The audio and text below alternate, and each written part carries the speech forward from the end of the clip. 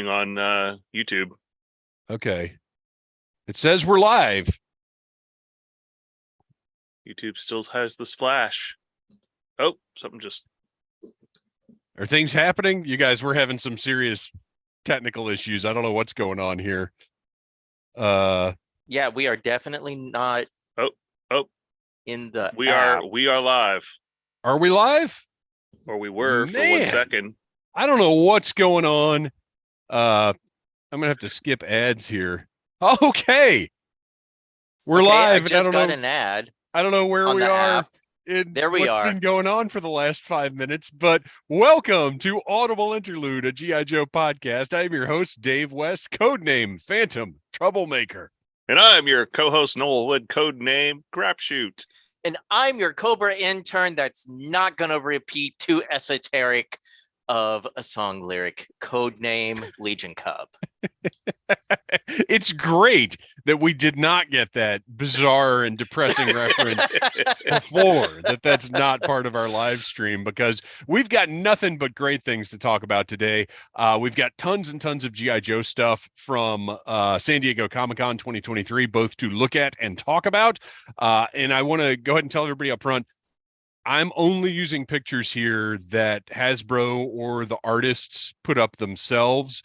I'm not like taking pics from social media or Toy Arc or anywhere like that, although I highly recommend everybody check out Toy Arc and His Tank. Those are the two best sources for good pictures.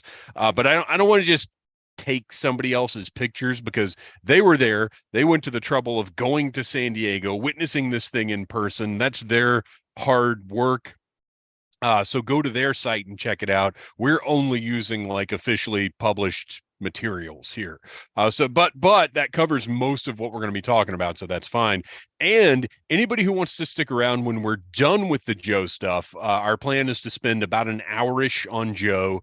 However long it takes, but that's probably about how long it'll take. After we're done with Joe, we're going to bring in our head of research, Ryan Schweck, coming back to the show for the first time in a long time. And we're going to talk about a few things outside of GI Joe, which is why this is a Needless Things branded live stream, kind of experimenting to see what the interest level is and stuff outside of Joe. But Audible Interlude is not like, that's still our bread and butter for these live streams.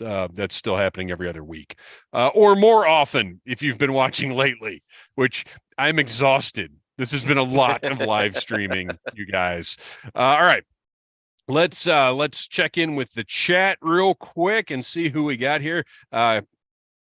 Christmas Ape, yeah, Red 5 standing by indeed. I'm glad we were finally able to launch. Night of the Nerdy Laser, what's up, Rich?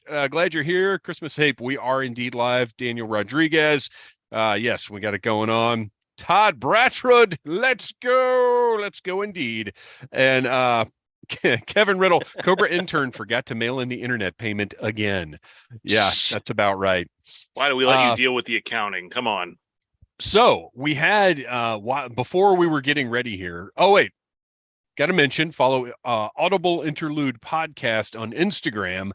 And that way you can take part in the shows by contributing to the Sound Off post that goes up every time we have a live stream. This time around, all we wanted was to hear what you were most excited about from San Diego Comic-Con. So we've got a few of those to read later on. But before we get to that, Kristian, you had an assignment. Were you able to discover how the HasLab Dragonfly finished? Because the numbers, when we did our live stream the other night, were a little wonky there at the end. Yeah. And we didn't have a final before we signed off. So I could not find anything that was more updated from what we saw the day after. So it looks like the 24,764 is the number that Hasbro has been putting out. Okay. Which is really bizarre, because we were at like 480 when we started that stream. And I can't imagine that only like 300 people bought one in that last hour. I feel like we still don't have a final number. And I agree. If that were to be considered the final number, then nobody that made guesses during the Dragonfly live stream wins, because everyone guessed over 24,975 was our lowest. Except for the person who said 69. Well, yes, Oh, that's that's true. true. But they later changed it, I believe. Mandalorian Jedi was the closest, but went over. So if we ever get a real final number, we'll revisit this because I've got this list right here in front of me. Yeah, I'll keep checking the forums and stuff. But Night of the Nerdy Laser, thank you for the super chat. Super chat. All super chat funds are going towards getting us set up on StreamYard. I want that to happen as soon as possible. So right now I'm running a tally, and once we hit a year's worth of StreamYard, we're in. We're doing it. So that's what everything's going towards right now. Okay, you guys, I think we should probably go ahead and start talking about GI Joe at San Diego Comic-Con. We're going to start with Hasbro. There are a few non-Hasbro things we'll get to later. But first thing up, Noel, you noticed on the big, massive banner artwork, before it was even revealed, a Techno Viper. Yeah, they had, the 788 Strike Force or Fire Team. But then right off to the side there was a Techno Viper as well. And I was like, that's interesting. And you couldn't tell from the color scheme, but all I knew was like, all right, I guess we pretty much have confirmed there's a Techno Viper coming at some point. Right. Which is funny because now we feel pretty confident saying, oh, well, there's artwork for a thing, so we can rest assured we're probably going to get it. But when the line began, if you remember, that artwork on the back of the box featured a whole ton of vehicles, all kinds of things that haven't come to fruition and probably never will. But now I think Hasbro, I mean, look, one of the most fascinating things about having a GI Joe podcast during the lifetime of the Classified series has been watching the Hasbro team learn and course correct and tighten up their game, really, not just in the way that they're producing the figures, but in how they're presenting them to us, how they're using the artwork, everything. Like, it really has been fascinating to watch it go along and to see them really hammered down on this line being as great as it is right now.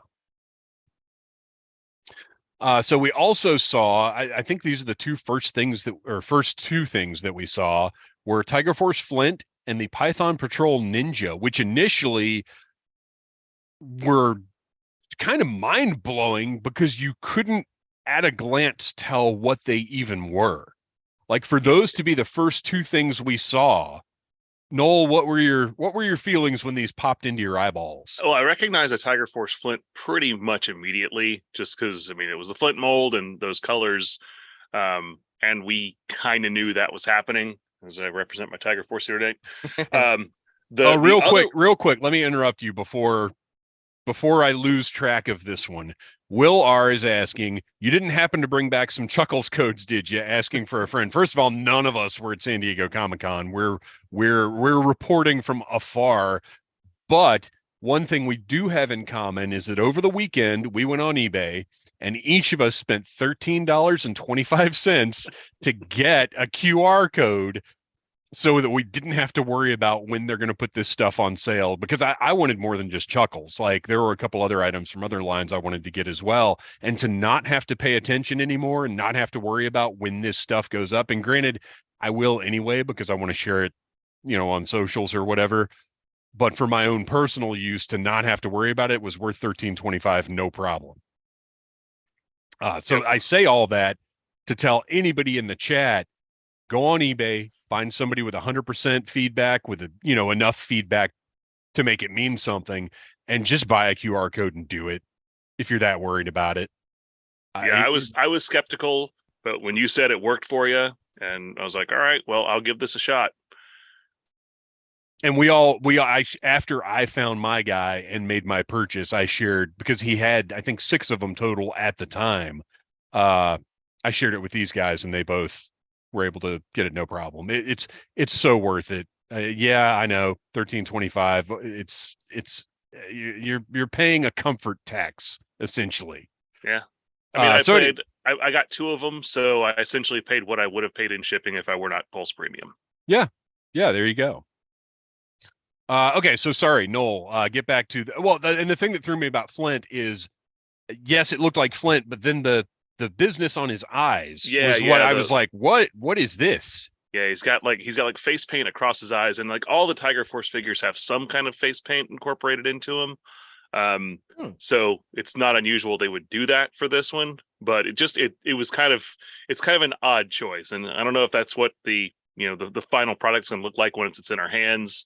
But I mean, I think it looks really cool. I was Yeah. just like, well, that's weird for Flint. It just seemed odd. and Other then I than was that, looking at it on my Surprised? phone. Oh, go ahead. I was gonna look at it on my phone, and the other one, I had no idea what that other figure was, and you asked, and I just presumed because in this tiny little picture on my phone, it must be Shadow Tracker, but it was not Shadow Tracker. yeah, it was a Python Patrol Ninja, which we're very encouraging, or I am anyway. I think the show in general, we're very encouraging of new concepts being introduced into classified, as long as we get, a reasonable ratio of stuff we're familiar with. Mixing in new stuff is great. It's fantastic. It's something that they did, with the ME line as well. This one though, Kristian, what was your reaction to the Python Patrol Ninja? Okay, so let's completely remove what I think of ninjas in the GI Joe line, because Sure. I have been absolutely 100% in love with all of the Python Patrol decos so far, and had said, give me every single figure in Python Patrol and I will buy it. But I will tell you, when I saw this, it feels underwhelming for a Python Patrol. It's like you've got a little bit of the design on the shoulders, but then it's mostly black. Like there's none of the greenish yellow. I don't know. It just missed it for me. Well, you almost can't even tell it is meant to be Python Patrol. Right. It deviates so far Yeah. from the rest of what's been put out there. I don't Ninja worth their salt doesn't need the anti-detection properties of the Python armor. So that's true. Aren't they all ninjas just by correct. nature They should of all what be Python invisible. Patrol does? So that just lets you know how bad she is at her job. And we haven't figured out either if is this a troop builder or is this a unique character? Oh yeah, I guess we'll. Yeah, well, they I mean, did Hasbro themselves, I don't think these were in their display case, but they weren't talked about. They were just there. Jumping back to Flint real quick, seeing as how they have been, as you said, like course correcting some of the older figures, were you guys surprised that we did not get updated web gear that more closely resembled G1 Flint, and they still went with the blackout? Not for this one, because this to me is acceptable as a straight repaint. I think if Okay. we get something like that, it'll be in the retro line, which we'll talk more later about how right I've been about that all along. I've got a scorecard of things Dave Dave was right about. So smart in so many things. The struggle. I dig. It's tough. I dig Flint. I'll get that one. The Ninja's a pass for me, which I've been surprised how many times I've just the Ninja aspect of classified. And I don't have anything against ninjas in Joe, but so far ninjas in classified have been less than thrilling to me overall. But it's perhaps just because so many of them share the same body. Right. I was going to say they have reused those molds almost as much as Masters Classics used the Manny Faces legs. Oh my gosh. That was a lot. Okay, so now it is time for a little screen share because we got some good stuff here. There's going to be a lot of conversation about this one, fellas. I'm very curious because we have discussed very little of this outside of this live stream. We've got our chat that we keep going, but really the weekend, I think, has been so busy for all of us that we just haven't talked about a lot of it. We got the box and box art for the hiss, which is beautiful. But we also got kind of our first good looks. And I wish they had given us separate files for the figures, but that's okay. Our first pretty good looks at the figures. I got to say, the first thing I thought looking at this was, wow, the Tactician looks a lot cooler than I thought it would. Yeah, I think it's a good contrast with the dry. I wish it had a little like a splash of blue on it to tie it in. But yeah, I think it works well. It complements the other two.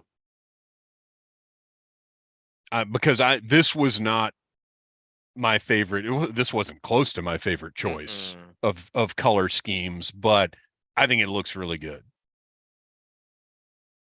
in person, which is, I think, what we all kind of suspected would end up happening. So there is that. There's a little close-up look at the box. I love the Cobra Commander Destro Baroness kind of in the background there. The trooper walking, or the hiss driver walking to the side. Just cool, very classy. I'll fold it up and I'll probably keep it for a little while until I rent a dumpster again in a couple of years. But I mean, it looks great. I like it. Yeah, I'm still holding on to my Sky Striker box, and I'm like, I don't need this, but I feel like I spent too much money on this to just toss throw it away the package. Wow, for once, nope, all gone. Christmas Ape. Oh, Firefly. What's up, Firefly? Christmas Ape. Thanks for the heads up on the QR code. Kevin Riddle trying out the eBay QR code thing during the live stream. I'll keep you updated. Found one for $4. And see, there's no doubt in my mind that they're much cheaper now than they were when we bought them. I'm all blurry again. I don't know what is going on with my camera today. I'm not loving it. I'm sure they're cheaper now because people probably just went and grabbed dozens of them. I don't know, but I'm glad for anybody that's able to get them. Night of the Nerdy Laser got one for $8. I'm glad we were able to help you guys out, because I didn't think of it until somebody on His Tank brought it up. And I was like, oh, why wouldn't I try to do that? Okay, so we've got another image here. It's a little more close up of the hiss and the figures. I think the Cobra Commander looks much better here than it did in that one picture that Lenny shared on Instagram a few months ago. Yep. I'm very, very happy with. I'm trying to do the RoboCop image thing, even though we're not looking at me right now. So the Cobra Commander looks great. It's just, you can see a little more of the detail in the suit. He looks less cartoony, and you can see kind of the folds in the fabric a little bit better. He blends a little more with the classified style than the one that Lenny shared did, because the one that Lenny shared almost looked just like the Super 7 one. And that aesthetic doesn't really fit in with classified, but I think that this one does. Well, for me personally, I hope that if talking about the retro line, if they do put this in like a retro packaging at some point, I do want it to look cartoony. I do want them to have the white belt and pouch and all that, so it just looks like it's at a Sunbow. Oh, well, now color-wise, yes, but I'm talking about the actual sculpt, where in Lenny's picture, it just looked a little smoother than it should, and it just didn't have sculpt wise, it didn't look like it lined up with classified, but here I think it does. Any more thoughts about the figures that we're seeing here before we move on to some details on the hiss? I forgot how much of a loadout that female hiss driver. Oh, it's crazy. It's wild. And even with Cobra Commander, we're getting 2 more additional hands, because he's got the 2 that the original one came with, but now we're getting fists as well. So that I'm digging. Yeah. The closed fists are great. But when you look at the others that come with fists, it looks kind of odd, because it's got like a buckle around where it will connect. It looks like, I don't know. Once we see him in person, maybe it'll make more sense. So Got a nice view of the interior there and the little jump seat. Then the side and really a better sense of how these figures are going to scale with the hiss. And it's got the classic canopy and the side covers on there. Yeah, I'm so torn as to how I'm going to display this thing looking at these pictures. I honestly wish I had been able to do two of them because I would love to display both ways. I did too, but I can't imagine I'm going to have room to display two. I figured I'd buy the second one as an investment. But You've got a ceiling, right? I just hang it from the ceiling. That's my answer for everything. I know for me, I am going with the classic canopy versus the gull wings, but I like seeing all the gears for the treads, so I may leave those pieces off. Yeah. I like the wheels and gears and stuff as well. We'll see. It's going to be a lot of fun to play with this thing. Welcome, Rachel. Can't wait to roll out Retaliation Firefly's hiss tank out of the back of the classified hiss tank. Absolutely. Okay, so we got get a little down and dirty here. Oh man, I did my small screenshot thing again, so that's worthless. Did you guys notice that there is now scorching on the cannons and the chin turret? Yes. I will go right ahead and say I don't like it. I'm not surprised that you don't. I don't mind it, and I'm looking forward to seeing it in person. Oh well, you would love it if the thing had been dipped in mud before they shipped it to you. So that doesn't surprise me a bit. Look, it's fine. I'm not going to lose sleep over it, but I would prefer it if they had not done that, because here's where I stand on battle damage and things like that. Once it's battle damaged, it's done. It's over. There's nothing you can do about it. But if you leave it nice and clean and pristine, somebody who wants battle damage can put it on there if they want to. But once it's there, it's over. Nothing a little dip in some black paint won't fix. See, and that's shouldn't even be no. Yeah, I don't love it. But other than that, the thing looks fantastic. I'm very excited. And seeing, I kind of skipped over the label sheet. I was going to ask you guys about that. That is the first time we've seen the full label sheet, to my knowledge. I think it's hilarious that they have the Mickey Mouse Cobra Commander symbols on there. I like that. I won't use any of these probably because I want mine to be all Tampo. But I do like that they included the options for the numbers like the modern era his tanks had. And the sort of hiss sort of racing logo is how I think of that one. Yeah. That cracked me up. Yeah. So pretty cool. I like that addition. And I'm curious to see somebody who does sticker theirs, because I want to know how cleanly these go on and how good they look. So I need to, once I have it in hand, I'll be able to judge better. But I am thinking of using a couple of the Cobra symbols on it. I'm a little disappointed they only gave us 4 rows of individual numbers, so I can't have mine be 666 on both sides. Oh, I guess I could turn over the 9s. Never mind. You are 666. Yeah, they are, because they're the same. I'm looking at them right now. Oh no, they're not. No, they're not. The gradient the starts at the top. The gradation goes the other way. So yeah, sorry, pal. You keep your deviltry to yourself. All right, I think that is everything I had for the hiss with my tiny little images. Let's see what else we've got to move on to here. The Hiss Fire Team, which we knew was coming, but I think it's pretty exciting. Oh, great. Hang on. Okay, good. So I got some of these images came direct from Hasbro because somehow I managed to get myself back on their mailing list for media. But Hasbro sends them in a weird file type. So here is our Hiss Fire team. Now, Kristian, you were not super enthused with the Range Viper initially. Yeah, in the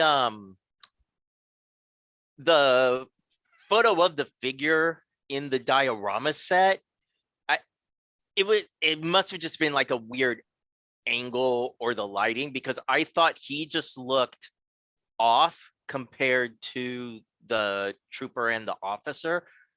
But when I look at this, I'm like, oh, that really works. Yeah, the lighting in that first image that we saw was well, it was just It was like his the angle of the red lighting. It wasn't great. Yeah, Yeah. it didn't seem to match. Mm-mm. So this set went up for pre-order on Saturday and was $79.99, which is less than the original price of the Viper 3-pack, and this loadout is significantly larger than what came with the Vipers. But let's take a look at each individual figure. We talked about the Range Viper, but look at that logo on his chest. He's got the Hiss logo, it looks like, and the 7788 designation on his shoulder.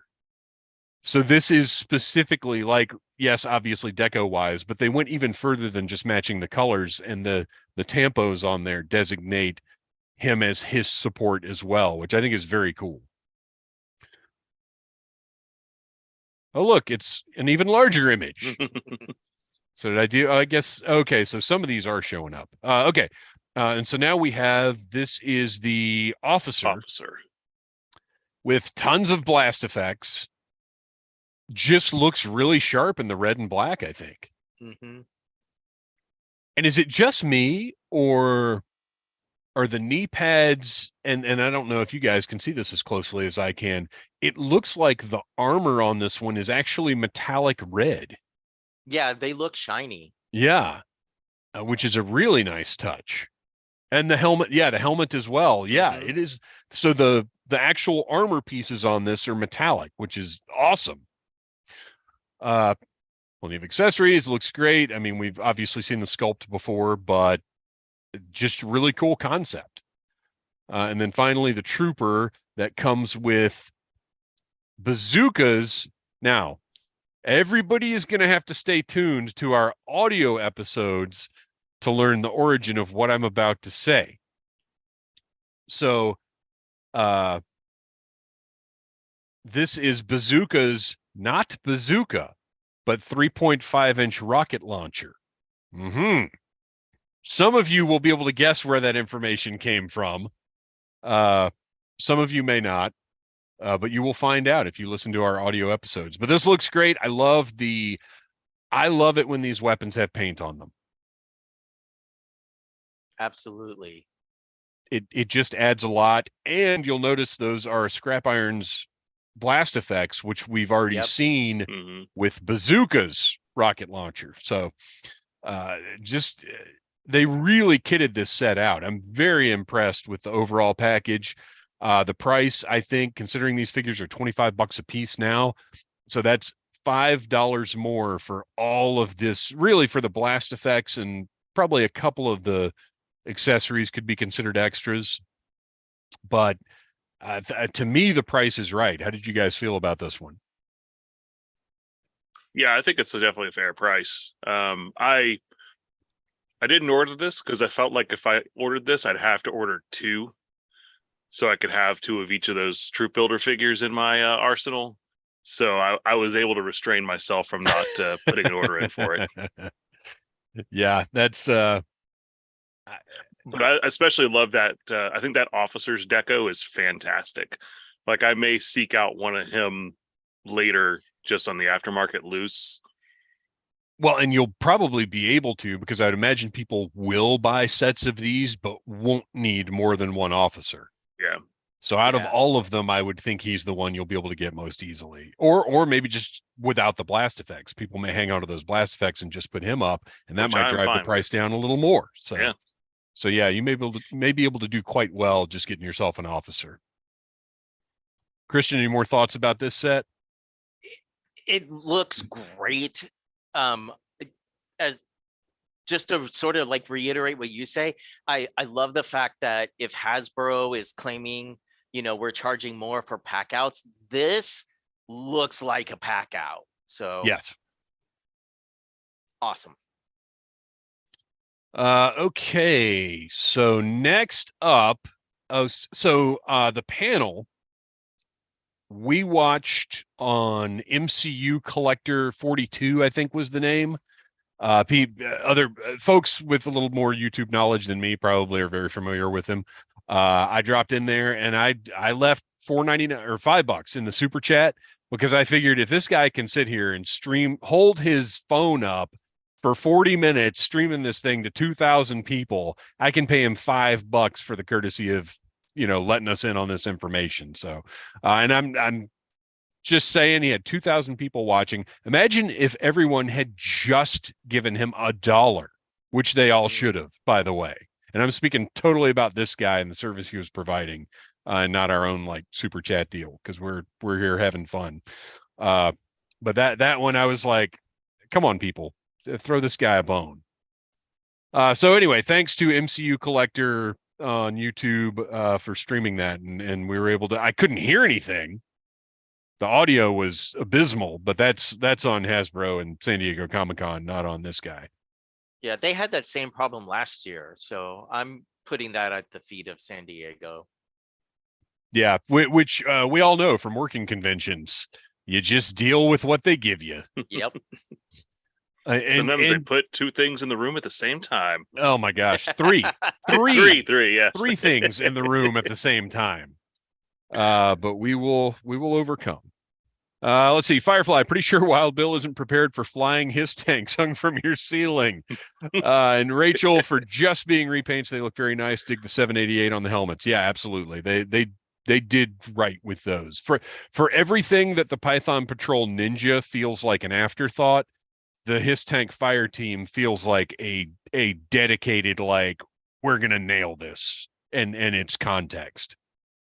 Okay, so we had some name reveals. What I was able to make out is the first name reveal will be a classic look, and that is Jinx. Another 1987 character, very happy to see in the line. We've talked a little bit before about Jinx, but Noel, what are your expectations for a Jinx classified figure? I think in this case, we probably got a good chance of having a head swap. You probably will have one with a hood and maybe one where she's either just doesn't have anything on her head or she's wearing the blindfold. I think either one of those options would be fine. But yeah, I mean, I would expect this would just be a regular release figure with hopefully her having the staff that she carried initially, maybe a couple more like ninja weapons, swords, that sort of thing. But I like doing the classic look. I mean, I've liked some of the variations on Jinx throughout the years, but I definitely want to get one that looks like an 87 figure.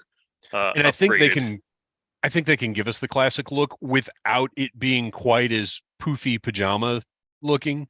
Mm-hmm. Like I think they'll use the female ninja body. Stop. Yeah, I keep forgetting to install that eject button in here.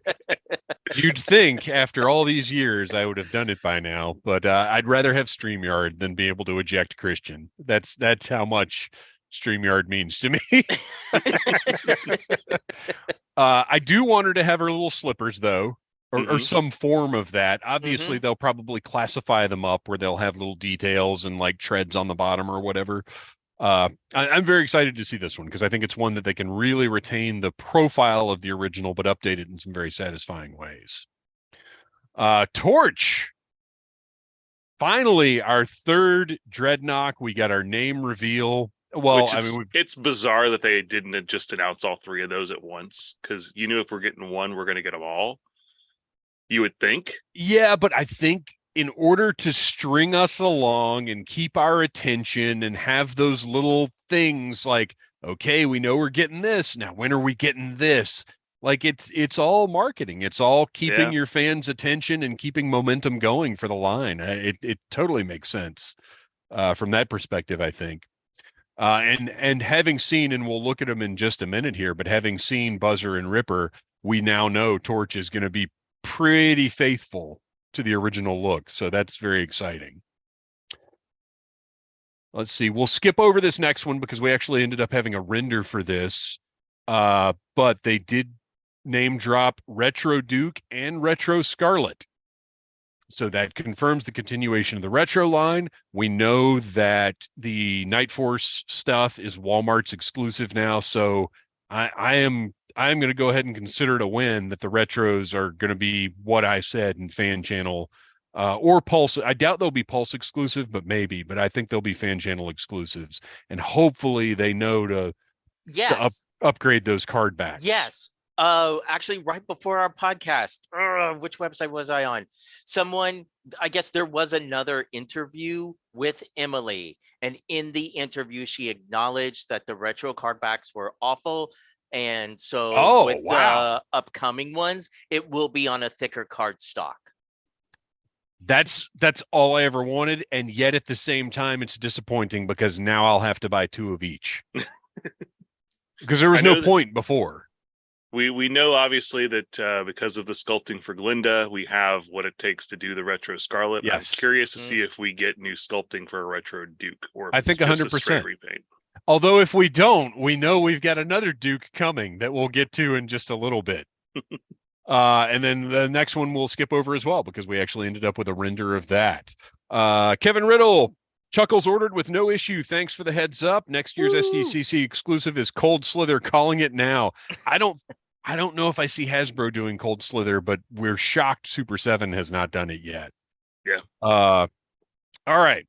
Renders. So we get to go back to our screen sharing because we've got some great images thanks to Hasbro and thanks to some of the sculptors that have worked on the line.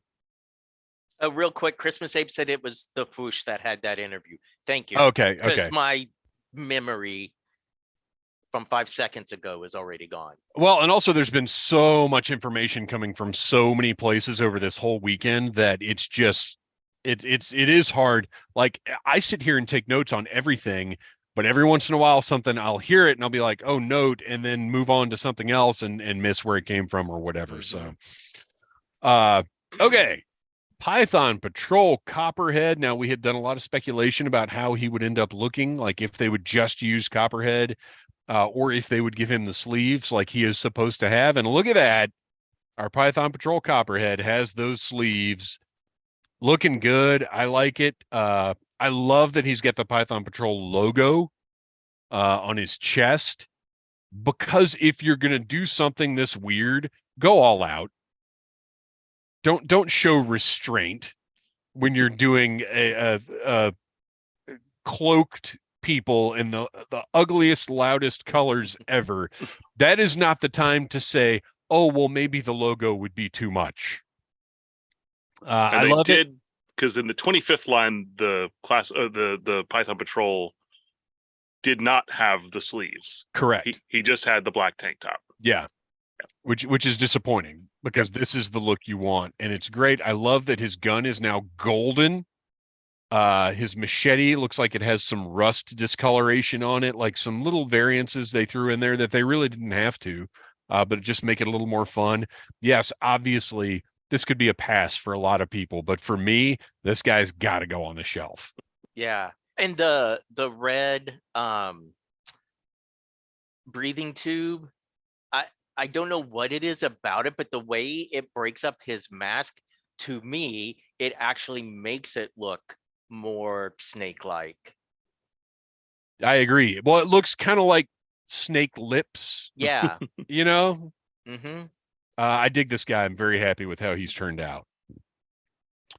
Noel, I know you're going to buy this one the second it goes up for pre-order. I will probably not buy the Copperhead, but I appreciate that they are doing a pretty faithful update of the original Python Patrol Copperhead. I will, however, look at this. Okay, Noel, tell us about this one. So this is the Python Patrol officer, or is this the trooper? Did they call this the? This is the officer. They called this the officer. The original figure, it was the Python Patrol trooper, but No, I'm backwards. It was the officer, but they used the trooper's mold to do it. So this whole thing, it was backwards to start with. But they captured that original figure pretty well. They got the the web gear and the knee pads that have that cross hatching. I do wish that they had the bright orange gloves like the original figure had. I just think those make it pop so much. This is one of the versions of the Cobra Trooper / officer that I cosplay. So I was very, very excited to finally get it, because they've been holding off on this one for a while. When the other one was announced, it was almost 2 years ago at this point. So I'm surprised it took them this long to get this one finally rendered. Well, and also, I mean, one of the things we discussed is, will they even put the deco on the web gear if they produce this one, and is that why we haven't seen it yet? But there it is. I mean, it looks solid. Daniel Rodriguez, hope Jinx gets a new body and not the same ninja body. I feel relatively certain we're going to get new tooling on Jinx. Yeah. Now, once we've got that Jinx body, they will 100% repaint it a dozen times as Tiger Force Jinx, which is fine, as random Arashikage Ninja and whatever else, and that's all okay. Do it. We just need a standard Jinx. I dig this one, and I did not notice until just now that it includes an alternate portrait with a completely different head sculpt. Yeah, because that was like the first thing I noticed when with the panel photos, because I was like, oh, alternate head, brilliant. Because remember, the officer trooper figure that we got before was African American. But it's also got that whole different face mask. Oh, that I didn't notice. Yeah, so one just has a balaclava and the other one has that the newer traditional style. Cobra mask. Yeah. The traditional Cobra mask is the one that I didn't recognize that was different. Yeah, and the fire team, the officer had the regular like balaclava, like the old figure. But of course, the newer figures have this more, like tactical looking faceplate. Very cool. I like it. Yeah, so I might have to buy multiples of these so I can swap out heads. Because I love that. I always love having the red balaclava anyway. Well, and this lends a little more purpose to the suggestion that maybe Hasbro could do some head packs. Okay. Look at this guy. Now, it's Kristian's turn, but Noel, this is your guy, and this is the biggest and closest up I've seen this yet, because I've been looking at everything on my phone. Wow. Yeah. I mean, obviously I love Buzzer. He was always my favorite Dreadnought, so I'm happy to have him here. I am a little disappointed about the backpacks. Yeah, isn't that crazy? Yeah, that none of the Dreadnoughts are going to have the backpacks. I think that's one of like their kind of defining characteristics of the original three, is how unique their backpacks were, and the giant gas can on his back, I think, is very important when he's carrying around this giant chainsaw. They also modified the chainsaw to where it's more of like a traditional chainsaw look and not the gun chainsaw that the original figure had. I don't know how I feel about that yet. Yeah. This makes sense, obviously. But I mean, chainsaw gun. That seems like it would be right up Lenny's alley. Chainsaw gun? Maybe, but if it wouldn't even make sense to do a retro Buzzer, because this is a retro Buzzer, aside from the lack of backpack and the chainsaw gun. Yeah. But he also he has this looks baseball bat with like a circular saw blade strapped to either side of it, which is a cool, very Dreadnought-like melee weapon. Do you think maybe the backpacks were just left out of the renders? Because I find it hard to believe they're giving us all this gear with nowhere to store it. Well, would you be able to store all this gear on the backpack anyway? Sure, they could modify. I Yeah. mean, it's just an Alice frame with a gas can on it. So you put a couple of clips on the side. These hang off, I mean, very easily, I think. Or he might have like a little strap or something on his back. I don't know. I feel like something remains to be seen about this guy. I want to say I saw something just scrolling through social media earlier to where it was confirmed that none of the Dreadnoks are going to come with backpacks. Okay. I don't know if that was just speculation or if that was something that got confirmed by somebody at Hasbro. And it's hard to know, isn't it? Because there's a lot of speculation mixed with reasonable thoughts, mixed with outright lies out there in the world of the internet. And we try to stay away from all of that stuff. But no matter what, 3D printers, get busy. Start designing. Right. Because you're printing money at that point. Mark II designs, and one per case. You guys get on it. Okay, what time is it? I have no clock in front of me at all right now. 5:49. Okay, we're good. Okay. So, Kristian, do you want to tell us about Shockwave? Yeah, so not a figure that in the original line I ever had. I love the digital camo deco. I love the Cobra countdown on his shield. I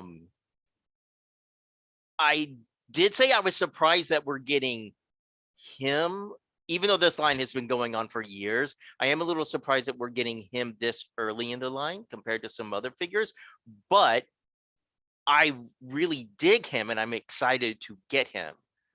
He's going to be a good balance for the Alley Viper.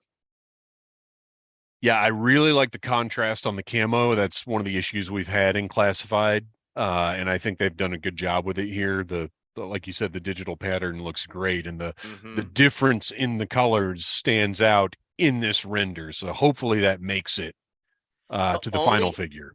I'm hoping, because so his vest, right, is poofy. And this is just a render. So I'm hoping once we see the in hands that it doesn't affect his arms. Because again, that was one of the problems that the Masters Classics figures had.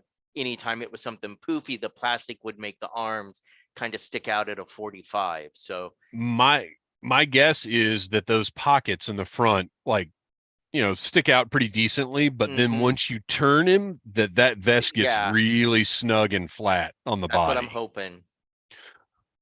Noel, any thoughts about Shockwave here? This is not a figure I had when I was a kid, and actually is one I still don't have. Yeah, this is he's an 88, but he's a figure that I always liked just because he's kind of a unique looking guy. I think that the loadout's perfect on him. I'm trying to decide, like, do I pose this guy with the shield or do I have him with two Uzis just blazing? Because he comes with two Uzis. Come on. So yeah, I said it's out of my usual collecting sphere, but I think I'll probably have to pick this one up. Yeah, this one looks great. Agent Helix. So this, okay, first of all, again, this is the closest look I've gotten so far. I was not thrilled with this one at first. I'm definitely not thrilled realizing right now that she comes with the Storm Shadow movie scabbard, which is one of the worst pieces of toy technology to come out of this line. But the figure itself looks better to me than it did initially. Compared to the original Agent Helix figure, I thought this one looked a little dull, but there are a lot more textures than were apparent at first. The sleeves look good. The shirt looks good. The harness looks good. The portrait is great. So Oh, it's great. The hair sculpt is great. I love having this swoop in Yeah. front of her eye there. Yes. My only concern is I hope we don't get screwed over like we did with CoverGirl, because her renders, her face sculpt and hair were amazing. I still think what we got was good, the hair especially, but the deco on the face did not match up with that render. So I'm really hoping We'll just that- call that whole wave a wash because that Yeah, was that- also the Falcon wave. Yeah, I'm- that whole wave had some issues that seem to have been corrected. Yeah, because the last wave, the portraits have been just oh perfect sure, when I've got but we them. haven't got another female figure. No, Right. So I'm Uh, cautiously optimistic. And Helix also has what I think Lenny called mantis blades, which are, I'll be interested to see how those work in person. Did I skip Ripper or did I not No, do he's these not in order? yet. Oh, okay. General Hawk. I as mean, portrayed by Bruce Campbell in this render. this is fantastic. Yeah, this is one we've all been wanting. The weathering on the jacket is great. The camouflage looks great. Again, hopefully that contrast makes it through to the final figure. I will say I'm Um, not the camo is the one thing to me that's a little bit of a letdown. I like to see a little bit more. Really? Yeah, I'd like to see maybe like a 3-color in there, but it's just it's a little dull. I won't disagree with that, but I think it looks good as is. But yes, a third color in there would be Well, better. they used all of their paint app money on his rack. The medals, Oh yeah, Yeah, right. yeah. because each one of those is a Those decorations. paint app. Yeah, that's true. That's a very good point. And then he's got the American flag, the was it browned out, the sepia tone American flag, Hmm. Mhm. patch. I mean, this is great. I love they made him older. They put the white in his hair. Yep. But he's got the goggles. He's got the helmet. Actually, I just realized he's got two different kinds of goggles. So one is up on top of the helmet. One is to actually go on his head, much like Dusty. Hopefully his helmet fits a little better than Dusty's. At first, in the tiny pictures, I thought that was a Sunbow rifle, and I kind of still wish it was, but it's cool. It's a cool looking, was it a shotgun, I guess? Yeah, it's a shotgun and then like a grenade launcher, which I mean, we don't necessarily think of Hawk as being like the big battlefield commander. Obviously, the original V2 Hawk had nothing but a pistol. Yeah. But it's kind of cool to see him with a bit of a loadout too, especially if you can store it. Yeah, well, I mean, absolutely, because he's got the shoulder rig, the holster on his hip. So both those pistols go in there. He puts that grenade launcher over his shoulder and holds onto that shotgun. And he's good to go. Yeah. So he is loaded. I almost feel like I gotta have him pose though, holding his helmet, so you can still see. Yeah, see that the hair. gray in the hair. Mhm. Absolutely.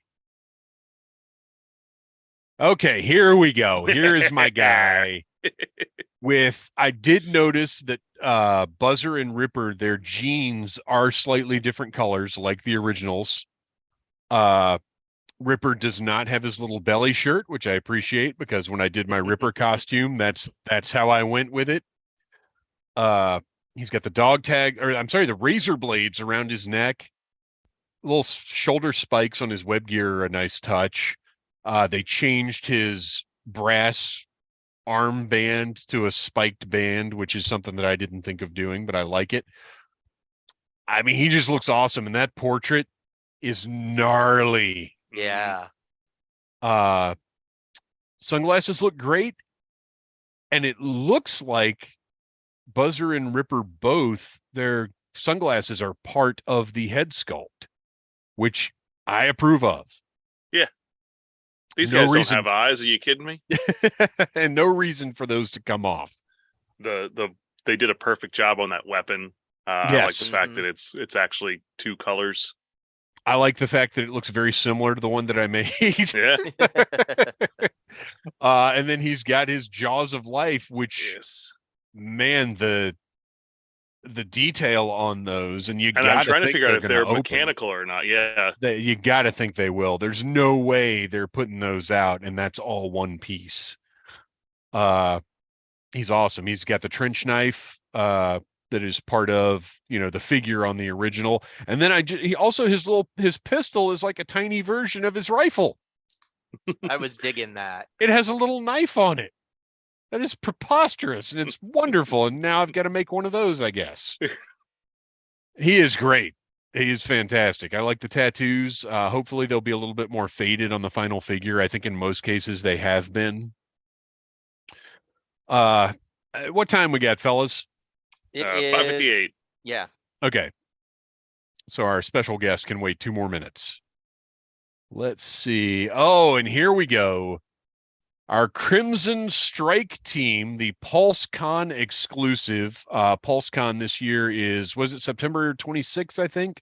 I don't have my notes available to me at the moment. Yeah, I didn't. Although I might be able to get them. Let's see here. Notes. Don't look at my notes. Or spoilers on the pictures. Yeah, right. Okay. So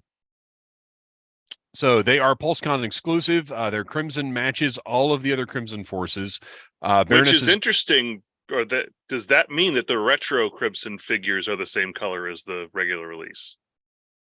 No, it has been confirmed that the retro Crimson do not match the rest of the Crimson forces. Okay, because when they said that, I was like, does that mean that those match too? Because no, people that have those in hand have confirmed that they are a different color of red, which is why I canceled my orders for them.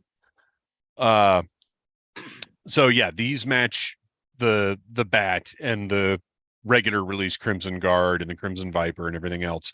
So Baroness has new arms and new portraits, and if you'll notice, she has 3 different portraits and 2 heads of hair, so that hair is going to be swappable amongst the portraits, which is great. I think the whole head swaps. I don't think it's just the hair, because if you look, the glasses on the flowy hair are different. No, that's what I'm saying. There are 3 total heads, yeah, 2 different pieces of hair, so you can put whichever hair you want on whichever head you want. I got it. Okay. It's like the wig system, like some of the other figures have had. And I think that's great because, looking at it, well, what if I want the regular hair on the sneering face or vice versa? It's very well done. I like her weird little mask she's got going on. What do you guys think of that thing? Yeah, it's interesting. It's not something that we've really ever seen before. So I'm sure it's part of the story that they've interwoven with this and the Chuckles set. Well, I wonder if it's meant to be almost kind of like Cobra Commander in Renegades, where he's got the hologram, over his face to conceal his identity. I wonder if Baroness wears this mask to hide her identity when she's acting against Cobra Commander.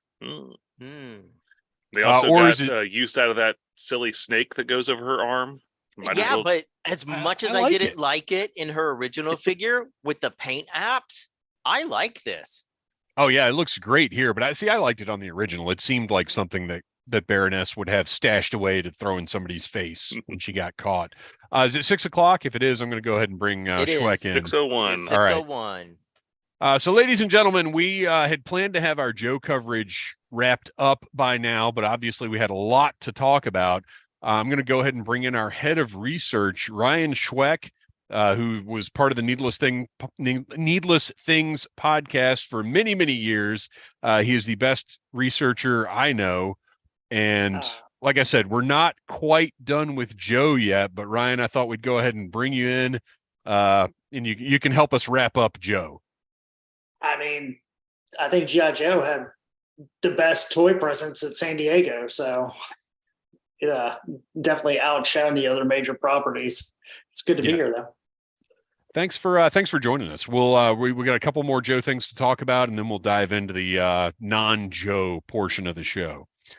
So anyway, this is something I initially was not sure that I needed, but you guys know how I am. And I love the metallic red on Baroness's chest plate. Like, I think that's a really nice touch too. And looking at this close up now, I think her lipstick might be metallic red as well. There was a whole thing that Emily mentioned about how like the color that she is basically like the perfect shade of lipstick. So I think that's probably part of what they're going for there. Okay. Interesting. I love the gold accents on these. I think the color scheme that they've put forth is just really interesting and makes these just an exciting alternative to the regular releases. And so have we also not talked about the figure stands yet? Man, make up your mind, Hasbro. So we haven't seen anything other than the retro figures come out with figure stands. Correct. So I would love for them to start packing them into every single one of these classified figures. I've got a bunch of them that I bought, off of eBay that are 3D printed that are working for me, but I'd love to have official ones. Well, and you'd think those things can't cost more than like 1/10 of a cent a piece to make. Yeah. I was surprised on these too because they've got the character's name on the front of them. So they're individually, Yeah, they do. Well, that goes back to the 25th anniversary stuff, though. Like it's basically the same style stand, except of course that all of these have 2 pegs on them. Right, I was gonna say, except yes, they put the pegs in the right spot, so you don't have to lift a leg. So yeah, I really dig this set. I will be ordering it for PulseCon because it's just it'll go on one of my non-normal shelves. It's great. Well, actually, I've got a full Crimson shelf now. And then this guy, Noel, you want to talk about your pal, the Techno Viper? So, of course, as we mentioned earlier, there was a picture of a Techno Viper that we saw in one of the banners, but we couldn't really tell what the colors were.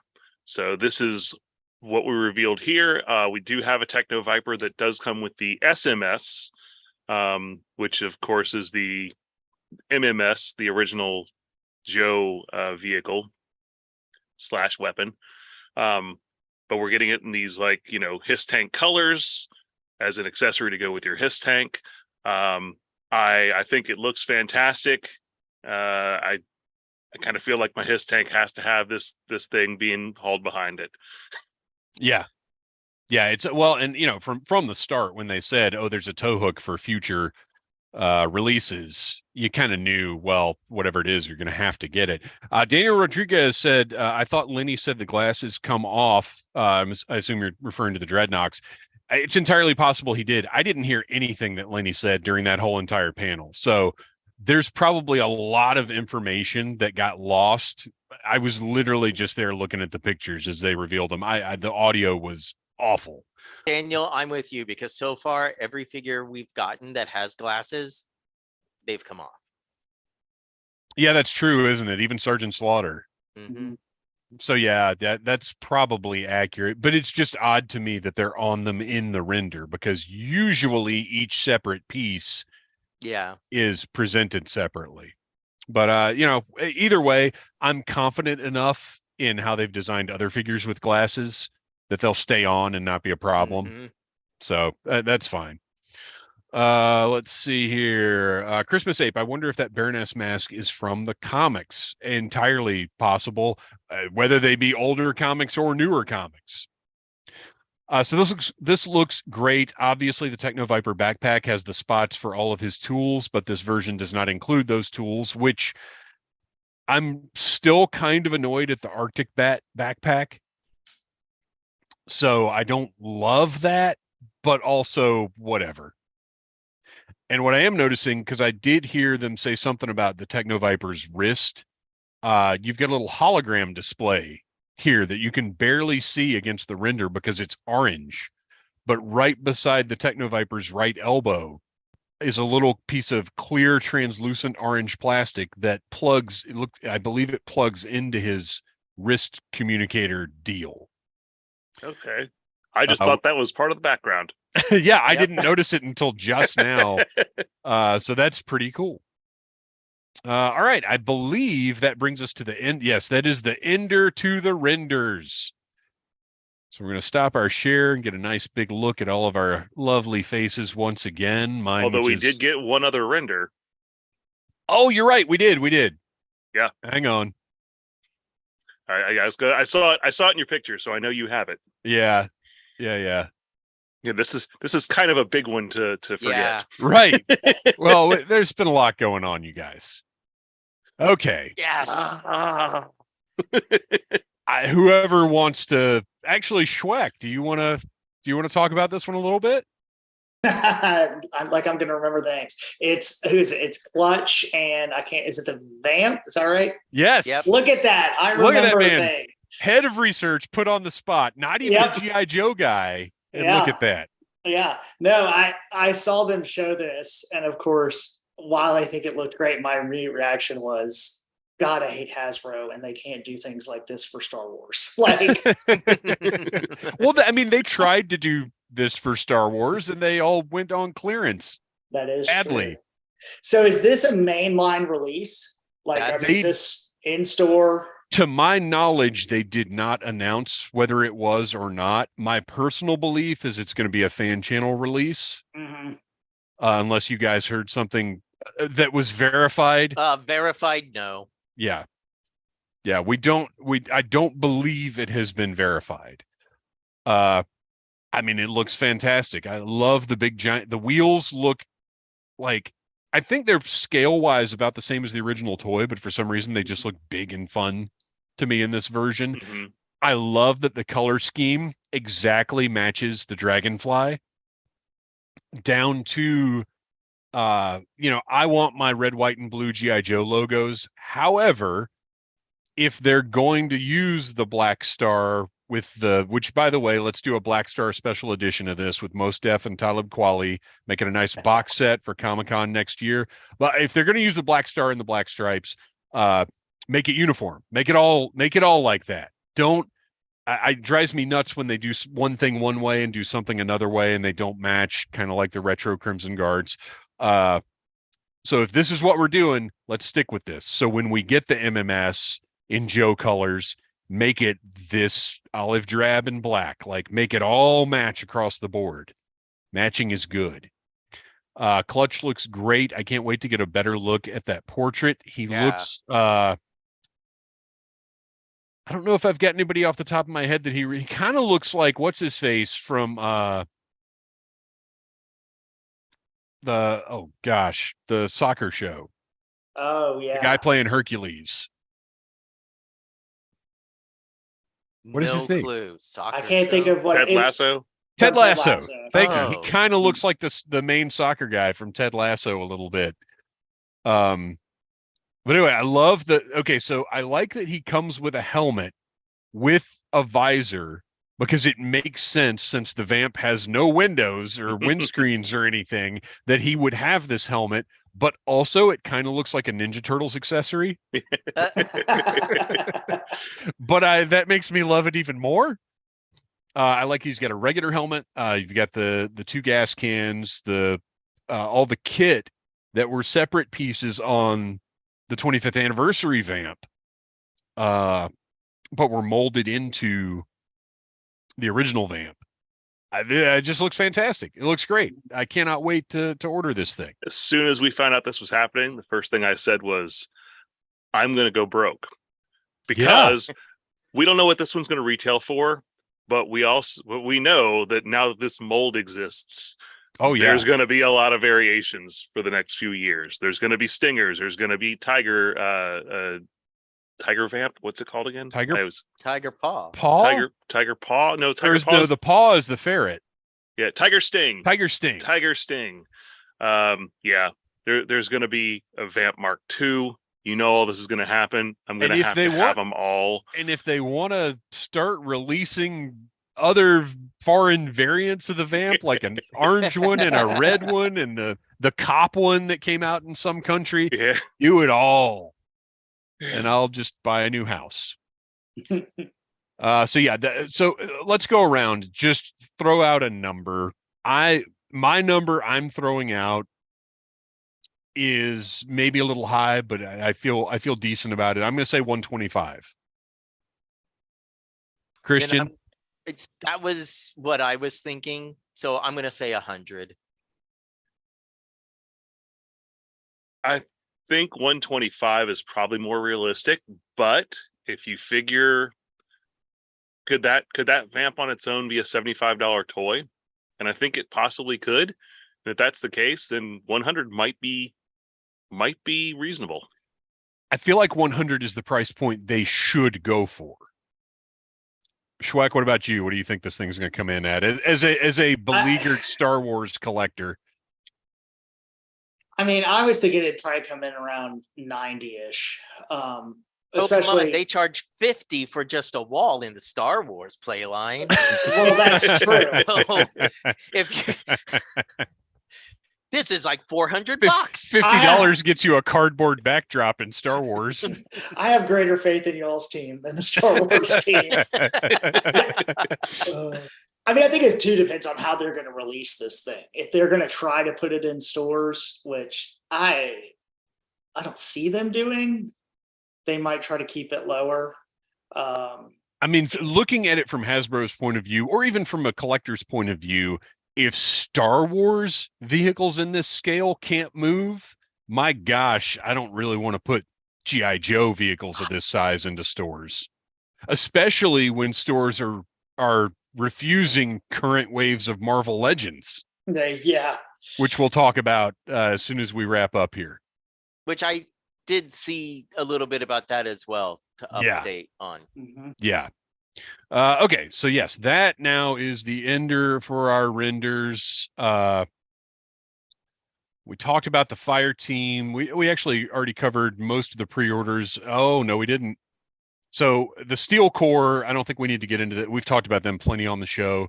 But really quickly, I do think we need to talk about this fellow.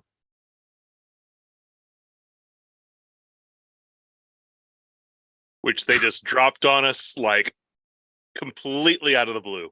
Which is great. I love that they're doing this kind of thing. And again, this is one of those things I was talking about before, where they're really getting a feel for how to present the line and for what gets us excited. And I think they know now, you know what, let's hold some stuff back so we have surprises. And this was a huge surprise. Went up for pre-order yesterday, and full on render. They had the figure on display. We don't know what stage that figure is that was on display at San Diego Comic-Con, but here he is, Tripwire, who I will say I think is the most deluxe figure they have released so far. 100. Yeah. Now, is he considered? Because he's not even considered with pet, even though technically he has a pet. He is just the deluxe price point. So he is a deluxe figure. Child that is not a pet. And because that's right. Well, because this was asked on Instagram, I actually had the opportunity to do a little Googling, and bomb sniffing rats are a thing. Yeah, it's a African pouched rat. They're used in combat. Actually, so my wife is a veterinary nurse.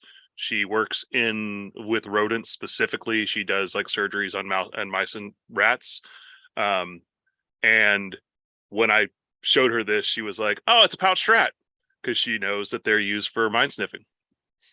So yeah, that is a legit thing. You can see this Tripwire comes with literally everything I think you could want a Tripwire to come with. And I didn't realize at first, I thought the vests were front and back view, but they're not. They're two different vests. One intended to look a little more like his original figure, and the other, a little more modern ordnance disposal type of thing. A little removable collars.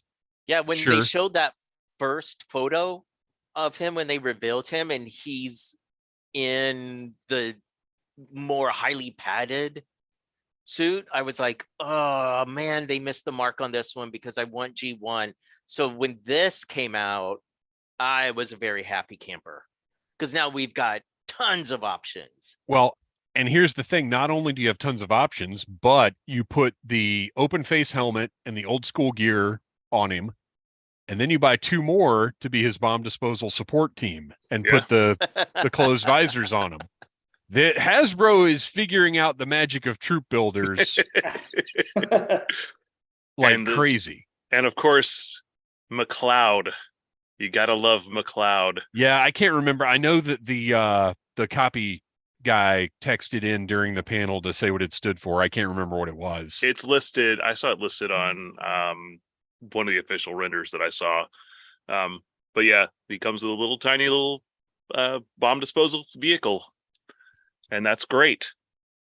Yeah, and that was something that the some of the modern era tripwires came with as well, which I mean, those were great figures. Absolutely did a good job with those. But man, this is, whenever we get around to doing an America's Elite on tripwire, I think it's going to be this guy. I have to wonder if the name McLeod is a tribute to a certain member of the GI Joe fan community who likes to break a lot of news for us on the Full Force. Oh yeah, right. I didn't even think of that, because I don't. Well, I just don't have a lot of time for other shows. All of my time goes into Audible Interlude.